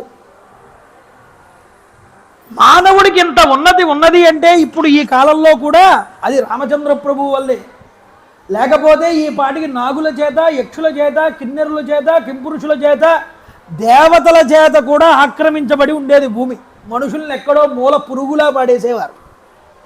ఇప్పుడు మనిషే రాజ్యాన్ని ఏలగలుగుతున్నాడంటే, ఆలోచించగలుగుతున్నాడంటే ఆ స్వాతంత్ర్యం, ఆ ఔచిత్యం అంతా రామానుగ్రహంగా మనకు వచ్చింది.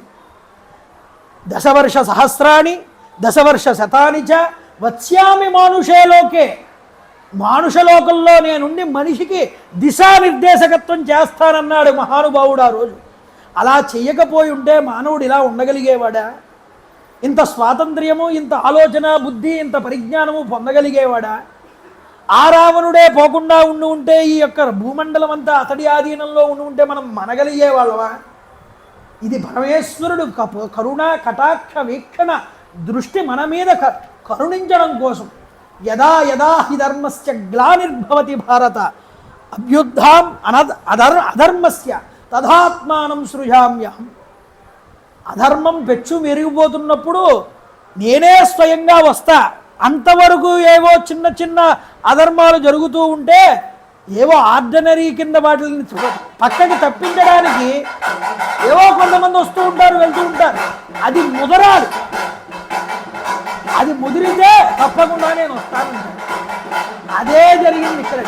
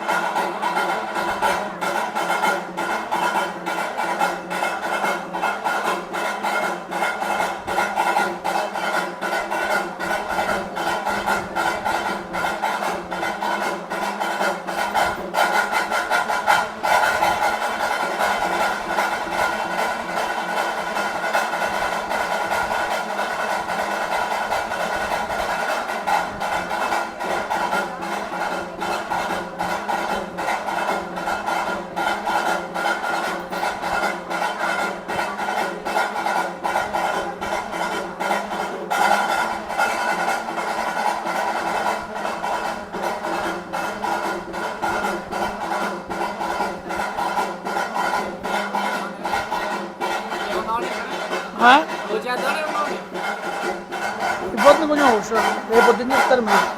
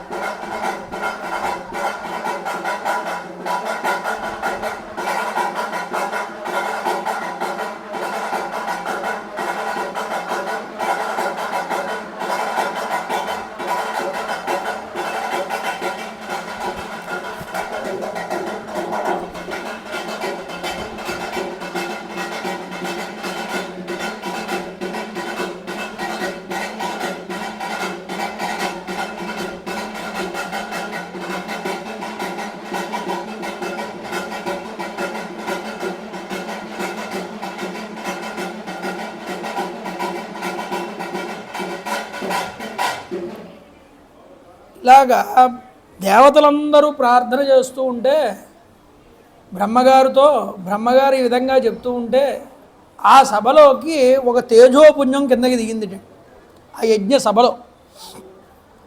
ఏతస్మిన్ అంతరే విష్ణు ఉపయాతో మహాద్యుతి శంఖచక్ర గదాపాణి పీతవాస జగత్పతి బ్రాహ్మణాచ సమాగమ్య తత్ర తస్థౌ సమాహితః తపబ్రువన్ సురాः సర్వే సమాభీష్టూయ సన్నతాః. మహా తేజస్సుతో విరాజిల్లుతూ యజ్ఞశాలకి చేరుకున్నారు స్వామివారు. శ్రీ మహావిష్ణు అంశ పీతాంబరధారి అయి గదాపాణి అయి వచ్చారు. అక్కడికి ఉపస్థితులయ్యారు. దేవతలందరూ ఆ దేవదేవుణ్ణి స్తుతించారు, సాగిలపడి మ్రొక్కి ప్రార్థించారు. ఏవని? అయ్యా, రాజ్ఞో దశరథస్యత్వం అయోధ్యాధిపతే ప్రభోః ధర్మజ్ఞస్య వధాన్యస్య మహర్షి సమతేజసః. అయ్యా, ఈ దశరథుడున్నాడే మహానుభావుడు, ధర్మాత్ముడు, నలుగురికి ఉపకారం చేసేటువంటి గుణం కలిగినవాడు, ధర్మాన్ని విడిచిపెట్టనటువంటి వాడు. ఇతని యందు మేమందరము కూడా ప్రీతిని చెందాం. మీరు కూడా ఆయన యందు ప్రీతిని చెందండి, ఆయన్ని అనుగ్రహించండి, అతడికి కుమారుడిగా మీరు జన్మించండి అని అడిగారు. దేవతానుగ్రహం ఎప్పుడు వస్తుందో తెలుసా అండి? మనం పెద్ద పెద్ద క్రతువులు చేయడం వల్ల, లేకపోతే మనం డబ్బు ఖర్చు పెట్టి ఏదో మనం వ్యవహారాలు చేయడం వల్ల కాదు. మనం ధర్మంగా జీవనం చేస్తున్నామా లేదా, దానికి దేవతలు ఆనందిస్తారు. ధర్మపరమైన కార్యక్రమాలకి, ధర్మయుక్తమైనటువంటి మాటలకి, ధర్మయుక్తమైనటువంటి చేష్టితములకి పరమాత్మ ఆనందిస్తాడు తప్ప, నువ్వు ధనం ఎంత ఖర్చు పెట్టినా అందులో ధర్మం లేకపోతే పరమాత్మ భగవానుడు దేవతలు ఎవరూ తృప్తి చెందరండి. అంత ధర్మాత్ముడు కాబట్టే దేవతల మన్ననలు పొందాడు, దేవతల చేత రికమెండ్ చేయించుకోబడ్డాడు శ్రీ మహావిష్ణువు దగ్గర. అయ్యా, మీరు పుట్టడం అంటే ఆయనకి పుత్రుడిగా పుట్టండి. ఆయన ధర్మాత్ముడు. వాళ్ళ భార్యలు కూడా హ్రీ శ్రీ ధృతి అనేటటువంటి ఆ యొక్క దక్ష ప్రజాపతి కూతుర్లు ఎంత గొప్పవాళ్ళో అంతటి గొప్పవాళ్ళు వీళ్ళు కూడా. వాళ్ళని అనుగ్రహించండి అన్నారు. తప్పకుండా. రాక్షసుడైనటువంటి రావణాసురుడి చేష్టితములు ముల్లోకాలలోనూ పెచ్చుమీరిపోతున్నాయి, వాడి ఆగడాలని మీరు అణచివెయ్యాలి అని కోరుకున్నారు. భయం చజత భద్రం వో హితార్థం యుధి రావణం. రావణాసురుడి గురించి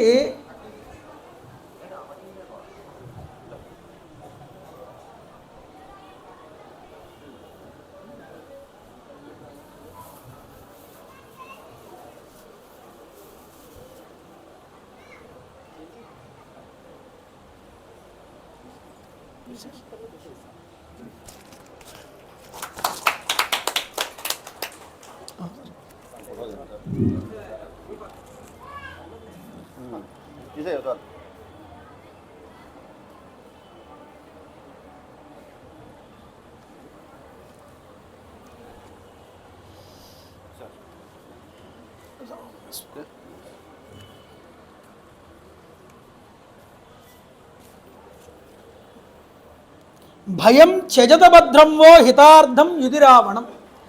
ఈ రావణాసురుడి మీద ఉండేటటువంటి భయాన్ని మీరందరూ విడిచిపెట్టండి అయ్యా, నేను అభయాన్ని ఇస్తున్నాను అన్నారు. సపుత్ర పౌత్రం సమిత్ర జ్ఞాతి బాంధవం హత్వా క్రూరం దురాత్మానం దేవర్షీణాం భయావహం. ఈ రావణాసురుణ్ణి వాడి యొక్క పుత్ర మిత్ర కళత్రములతో అందరితో పాటు సహా నేను వధించి వేస్తాను. వధించి వేయడమే కాదు, దశవర్ష సహస్రాణి దశవర్ష శతాని చ వత్స్యామి మానుషే లోకే. అంతేకాదండి, పాలయాన్ పృథివీమియాం, భూలోకంలో ఉండి 11,000 సంవత్సరాలు ఈ భూమిని పరిపాలన చేస్తాను అని అభయం ఇచ్చాడు. అయ్యా, అలాగే చేసి మమ్మల్ని అందరినీ ఆదుకోమన్నారు దేవతలందరూ. తత పద్మఫలాసాక్ష కృత్వాత్మానం చతుర్విధం పితరం రోచయామాసా తథా దశరథం నృపం. ఈ దశరథుడికి 4 పుత్రులుగా అవతరిస్తాను నేనే అని ఆజ్ఞ మాట ఇచ్చారు. తమేవ హత్వా సబలం సభాంధవం విరావణం రావణముగ్ర పౌరుషం స్వర్లోకమాగచ్చ గతజ్వరశ్చిరం సురేంద్రగుప్తం గతదోష కల్మషం. ఈ రావణాసురుడే అతని బంధుమిత్ర కళత్రాదులతో సహా వధించవలసిందిగా మిమ్మల్ని ప్రార్థిస్తున్నాం మహాప్రభో. ఎందుకంటే నానావిధాభ్యో భూతేభ్యో భయం నాణ్యత్ర మానుషాత్ అవజ్ఞాత పురాతేన వరదానేహి మానవ. ఒక్క మానవుణ్ణి తప్ప మిగతా వారి చేతుల్లో చావు లేకుండా వరం పొందాడు రావణాసురుడు. కాబట్టి మీరు మానవుడిగా భూమి మీద అవతారం పొంది ఈ యొక్క రావణాసురుణ్ణి వధించవలసిందిగా మేము ప్రార్థన చేస్తున్నామని వాళ్ళు ప్రార్థన చేస్తే తప్పకుండా జరుగుతుందని ఆశీర్వదించి అక్కడి నుంచి అదృశ్యమయ్యారు శ్రీ మహావిష్ణువు. ఇలా అవగానే దేవతలందరూ సంతృప్తి పడగానే ఆ యజ్ఞ హోమగుండం జరుగుతోంది. మంత్రాలతో అవిస్సులు జరుగుతూ ఉండగా ఆ అగ్నిహోత్రం నుండి ఒక యజ్ఞ పురుషుడు పైకొచ్చాడు.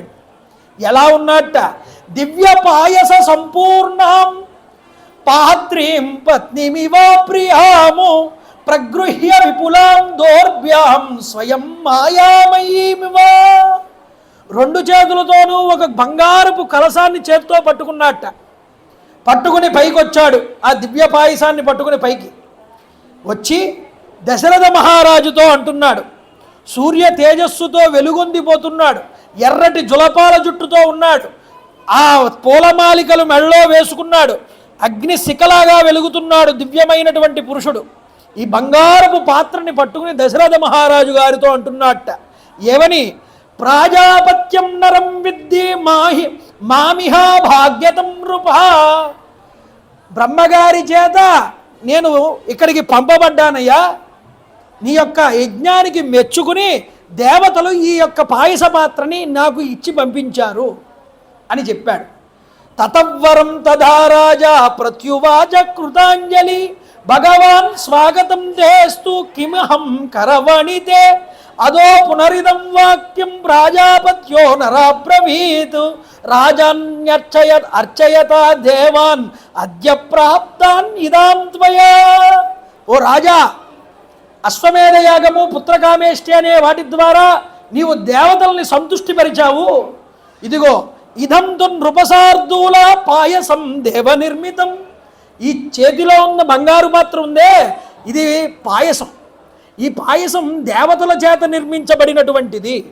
అంతేకాదు ప్రజాకరం గృహాణత్వం ధన్యం ఆరోగ్యవర్ధనం.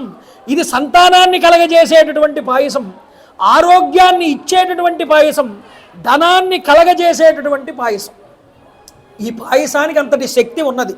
నువ్వు భార్యాణం అనురూపాణం అస్నితేతి ప్రయశ్చవై తాసుత్వం ప్రాప్స్యతే పుత్రాన్ యథార్థం యజసే నృప. నువ్వు ఏ భార్యల యందు పుత్ర సంతానాన్ని పొందాలనుకుంటున్నావో ఆ భార్యలకి తీసుకువెళ్ళి ఈ యొక్క పాయసాన్ని త్రాగించు, తినిపించు. వాళ్ళు కనుక దీన్ని స్వీకరిస్తే వాళ్ళకి సాక్షాత్తు తేజోవంతులైనటువంటి సంతానం, పుత్ర సంతానం కలుగుతుంది అని చెప్పాడండి. ప్రాత్రిం దేవాన్న సంపూర్ణం దేవదత్తాం హిరణ్మయీం ప్రీత శిరస ప్రతిగృహ్యతాం. ఆనందచికితుడై దశరథ మహారాజు గారు ఆ పాత్రని తీసుకుని శిరస్సు మీద పెట్టుకున్నట్ట. పెట్టుకుని అభివందన చేశాడు ఆ వచ్చినటువంటి ఆ పురుషుడికి. వెంటనే ఆ దివ్య పాయసాన్ని పొందిన తరువాత ఆ పురుషుడు అదృశ్యమయ్యాడు. ఆ యొక్క పాయస ప్రధాన కార్యక్రమం ముగించుకుని అద్భుతాకారంతో దివ్య తేజస్సుతో విరాజిల్లుతున్నటువంటి ఆ మహాపురుషుడు అక్కడే అంతర్ధానం అయ్యాడు. అయిన తరువాత చాలా ఆనందచికితుడయ్యాడు. నా పంట పండింది, నేను చేసిన యజ్ఞం సఫలీకృతం అయ్యింది అనుకున్నాడు దశరథుడు. వెంటనే అంతఃపురానికి వెళ్ళి కౌసల్య, సుమిత్ర, కైకేయులు ముగ్గురిని కూడా పిలిచాడు. పిలిచి ఎలా పంచాడు ఈ పాత్రని పాయసాన్ని అన్నారు. 8 భాగాలు చేశాటండి మొత్తం పాత్రలో ఉన్న పాయసాన్ని. 8 భాగాలు చేసి అందులో సగభాగం పెద్ద భార్య అయినటువంటి కౌసల్యకి ఇచ్చాడు, 4 వంతులు. అందులో మిగతా 4 భాగాల్లో కూడా చిన్న భార్య అయినటువంటి కైకకి ఇచ్చాడు. అయితే తరువాత పెద్ద భార్య దగ్గర ఉన్నటువంటి 1.5 భాగము సుమిత్రకి ఇప్పించాడు. అలాగే చిన్న భార్య దగ్గర ఉన్నటువంటి భాగము సుమిత్రకి ఇప్పించాడు. అలాగే సుమిత్రకి 1.5 భాగము కలిపి 3 భాగముల యొక్క మొత్తము కూడా ఈవిడికి వచ్చింది. అలాగే 3.5 భాగముల వంతు కౌసల్యకి వచ్చినది. ఈ విధంగా కౌసల్యకి వచ్చి ఈ సుమిత్రకి మిగిలేటప్పటికీ 5 భాగముల వంతు ఇచ్చాడు కౌసల్యకి, 3 భాగములు కైకేయికి ఇచ్చాడు. అందులో 5 భాగాల్లో 1.5, 3.5 మిగిలింది కౌసల్యకి. ఇందులో 3 భాగాల్లో 1.5 ఈవిడికి ఇస్తే ఇంకా 1.5 అక్కడ మిగిలింది. అంటే కైకేయి దగ్గర 1.5 భాగము, కౌసల్య దగ్గర 1.5 భాగము కలిపి 3 భాగాలు సుమిత్రకి వెళ్ళాయి. కానీ ఎక్కువ భాగం ఎవరి దగ్గర ఉంది? కౌసల్య దగ్గర ఉన్నది 3.5 భాగాలు. 1.5 భాగము కైకేయి దగ్గర ఉన్నది. ఇక కౌసల్య దాంట్లోంచి తీసిన భాగంలో నుంచి 1.5 భాగంలో నుంచి సుమిత్రకి వెళ్తే ఆ భాగం లక్ష్మణుడు కింద పుట్టాడు. ఈ యొక్క కైకేయికి ఇచ్చిన 3 భాగాల్లో 1.5 భాగం ఇస్తే ఆ భాగం నుండి శత్రుఘ్నుడు పుట్టాడు. ఇప్పుడు పూర్తి సంపూర్ణ భాగం నుంచి పుట్టినవాడు రామచంద్ర ప్రభు కౌసల్యకి. ఈ కైకేయికి పుట్టినవాడు భరతుడు. అందుకనే రాముడి భాగం నుంచి తీసిన 1.5 భాగంలో నుంచి వచ్చిన లక్ష్మణుడు ఎప్పుడూ రాముడిని విడిచిపెట్టలేదండి. కైకేయి భాగంలో నుంచి తీసిన 1.5 భాగం పాయసాన్ని ఆ యొక్క శత్రుఘ్నుడు వస్తే ఆ శత్రుఘ్నుడు ఎప్పుడూ భరతుడిని విడిచిపెట్టలేదు. ఆ విధంగా పాయస ప్రధానం 5 భాగాలు కౌసల్యకిచ్చి 3 భాగాలు కైకకిచ్చి అందులో మళ్ళీ చెరుకో 1.5 భాగం తీసుకొచ్చి సుమిత్రకి అప్పగించారు. ఈ విధంగా పాయసాన్ని స్వీకరిస్తే వెంటనే వీళ్ళ ముగ్గురు కూడా అచిరకాలంలోనే గర్భాన్ని దాల్చారు. దాల్చి 1 కాదు 2 కాదు 12 మాసాలు గర్భాన్ని మోసింది కౌసల్య. 9 నెలలు కాదండి, 12 మాసాలు గర్భాన్ని మోసింది. మోసి ఇక్కడ గొప్పగా చెప్తారు, బ్రహ్మగారు చూసి ఆనందించారట ఆకాశంలో. అయ్యా, భూమి మీద గొప్పదైనటువంటి అవతారం జన్మించబోతున్నది, మహావిష్ణువు యొక్క అవతారం. మీరు కూడా దేవతలు మీ మీ అంశంలో భూలోకంలో బల్లూకముల కింద వానరుల కింద జన్మించండి అని చెప్తే దేవతలు వారి వారి యొక్క తేజస్సుల్ని భూమి మీద వానరాల కింద బల్లూకాల కింద పుట్టేలా చేశారట. ఈ విధంగా వానర బల్లూకాల జాతి పెరిగిందప్పుడు. దేవతలందరూ శక్తివంతులైన వానరుల కింద భూమి మీద జన్మించారు. ఎందుకు? వానరులకి మానవుల చేతుల్లో తప్ప వారికి అందరి చేతుల్లోనూ చావుంది రావణాసురుడికి. ఇప్పుడు వచ్చే అవతారం కూడా మానవుడి కిందే ప్రవర్తించాలి, దైవత్వాన్ని చూపించడానికి లేదు. మానవుడు ఎలా ఉంటాడో ఏ శక్తి లేకుండా అలాగే ఉండాలి. అలా ఉండి తాను తపస్సు ద్వారా సంపాదించాలి శక్తులన్నింటినీ. అలా వచ్చే అవతారం రామావతారం. కాబట్టి వీళ్ళ ముగ్గురు గర్భవతులై దినదిన ప్రవర్ధమానమై గర్భం పెరుగుతూ వచ్చింది. గర్భం పెరుగుతూ రాగానే ఒకరోజు ఉచ్చస్తే గ్రహపంచకే సురగురౌ సేందౌ నవమ్యాంతిధౌ లగ్నే కర్కటకే పునర్వసుయుతే మేషంగతే పూషణి నిర్దగ్ధుం నిఖిలా ఫలాస సమిద అమేద్యాద్రణే అయోధ్యాద్రణే ఆవిర్భూతం అభూతపూర్వమపరం యత్కించిదేకం మహా. రామాయణ చంపు కావ్యంలో ఆ యొక్క భోజ మహారాజు గారు ఈ మాట అంటారు.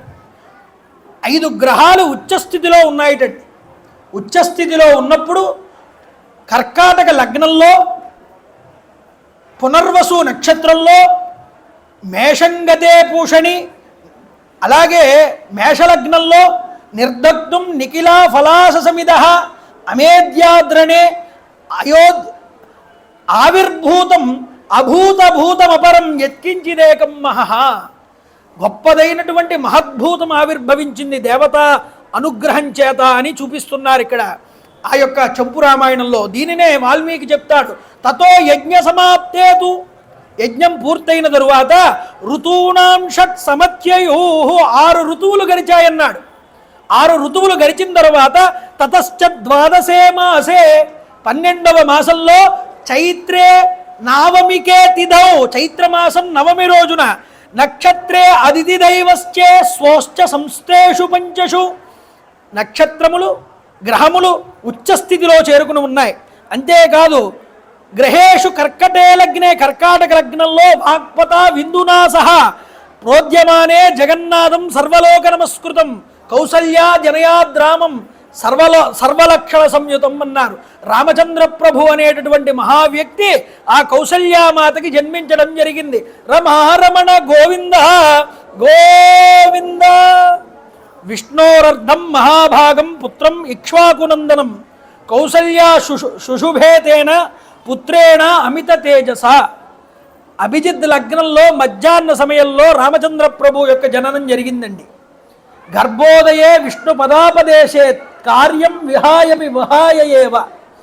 రవి కుజ గురు శుక్ర శని ఈ 5 గ్రహాలు ఉచ్చస్థితిలో ఉన్నాయి.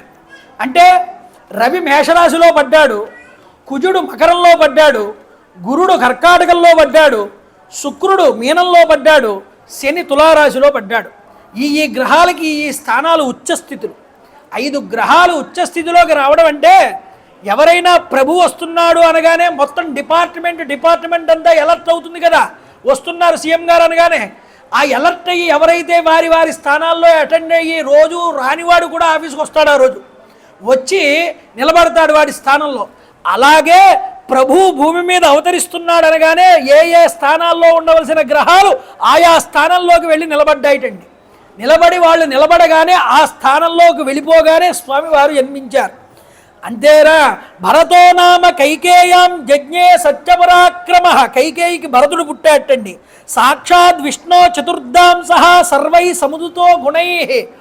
విష్ణువు యొక్క 4వ అంశ అయినటువంటి వాడు ఈ భరతుడు. ఆయన జన్మించాడు.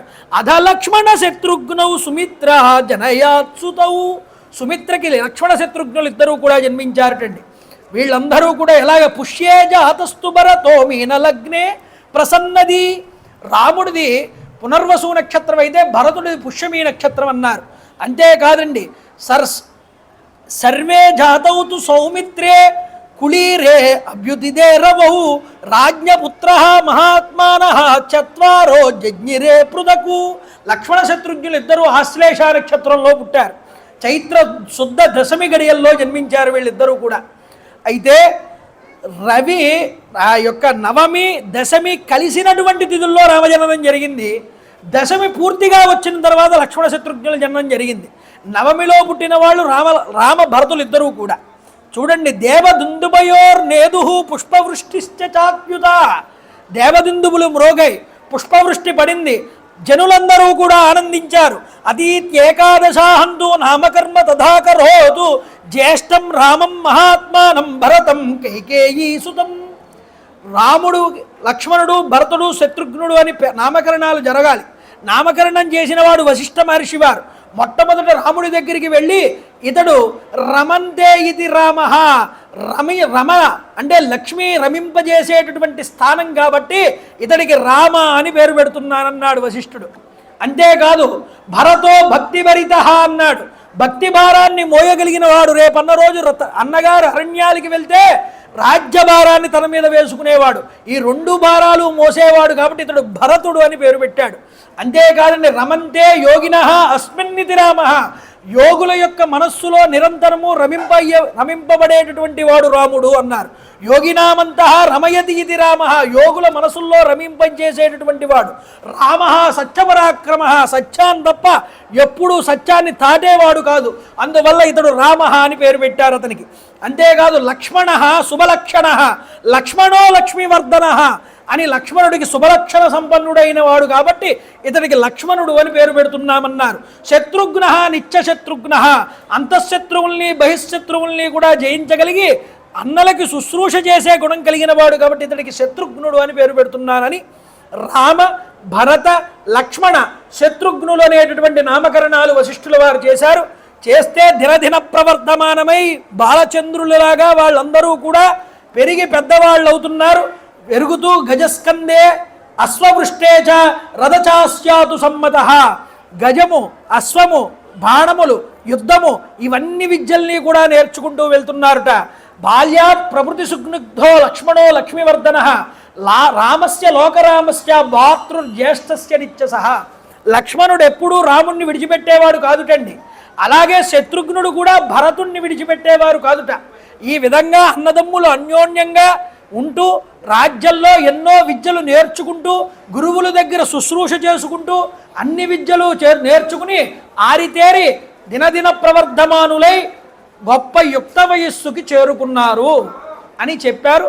ఈ యుక్త వయస్సుకు చేరుకున్న తరువాత దశరథ మహారాజు గారు ఒకరోజు సమావేశం ఏర్పాటు చేసి సుమంత్రుడి దగ్గర పిల్లలకి పెళ్లి వయస్సు దగ్గర పడుతోంది, వివాహం చేయడానికి తగిన కన్యల్ని చూడాలి అని సంకల్పం చేస్తూ ఉండగా ఒక దివ్య పురుషుడు అక్కడికి రావడం జరుగుతుంది. ఎవరొచ్చారు, ఏ విధమైన సంభాషణ జరిగిందన్న విషయాలన్నింటినీ రేపు సాయంత్రం 6:30 దగ్గర మళ్ళీ ఇక్కడ తెలుసుకునేటటువంటి ప్రయత్నం చేద్దాం. ఈ విధంగా రామజననం ఇక్కడ జరిగింది. రామజననంతో ఇక్కడ ఉన్నటువంటి అయోధ్యాపుర వాసులందరూ ఎంత సంబరం చేసుకుంటున్నారో మన కొత్తపేట వాసులందరూ కూడా అంతే ఆనందపడుతున్నారు. నాకు అర్థమైంది. కాబట్టి నేను చెప్తాను, మీరందరూ కూడా చెప్పండి. శ్రీరామ జయ రామ జయ జయ రామ, శ్రీరామ జయ రామ జయ జయ రామ, శ్రీరామ జయ రామ జయ జయ రామ, శ్రీరామ జయ రామ జయ జయ రామ, శ్రీరామ జయ రామ జయ జయ రామ, శ్రీరామ జయ రామ జయ జయ రామ, శ్రీరామ జయ రామ జయ జయ రామ, శ్రీరామ జయ రామ జయ జయ రామ. రామ్ రామాయ నమః, రామ్ రామాయ నమః, రామ్ రామాయ నమః, రామ్ రామాయ నమః, రామ్ రామాయ నమః, రామ్ రామాయ నమః. మంగళం గోసలేంద్రాయ మహనీయ గుణాత్మనే చక్రవర్తి తనూజాయ సార్వభౌమాయ మంగళం. ఉమాకాంతాయ కాంతాయ కామితార్థప్రదాయినే శ్రీగిరీశాయ దేవాయ మల్లినాథాయ మంగళం. కాళే వర్షతు పర్జన్య పృథివీ సత్యశాలిని. జై గురుదేవ దత్త.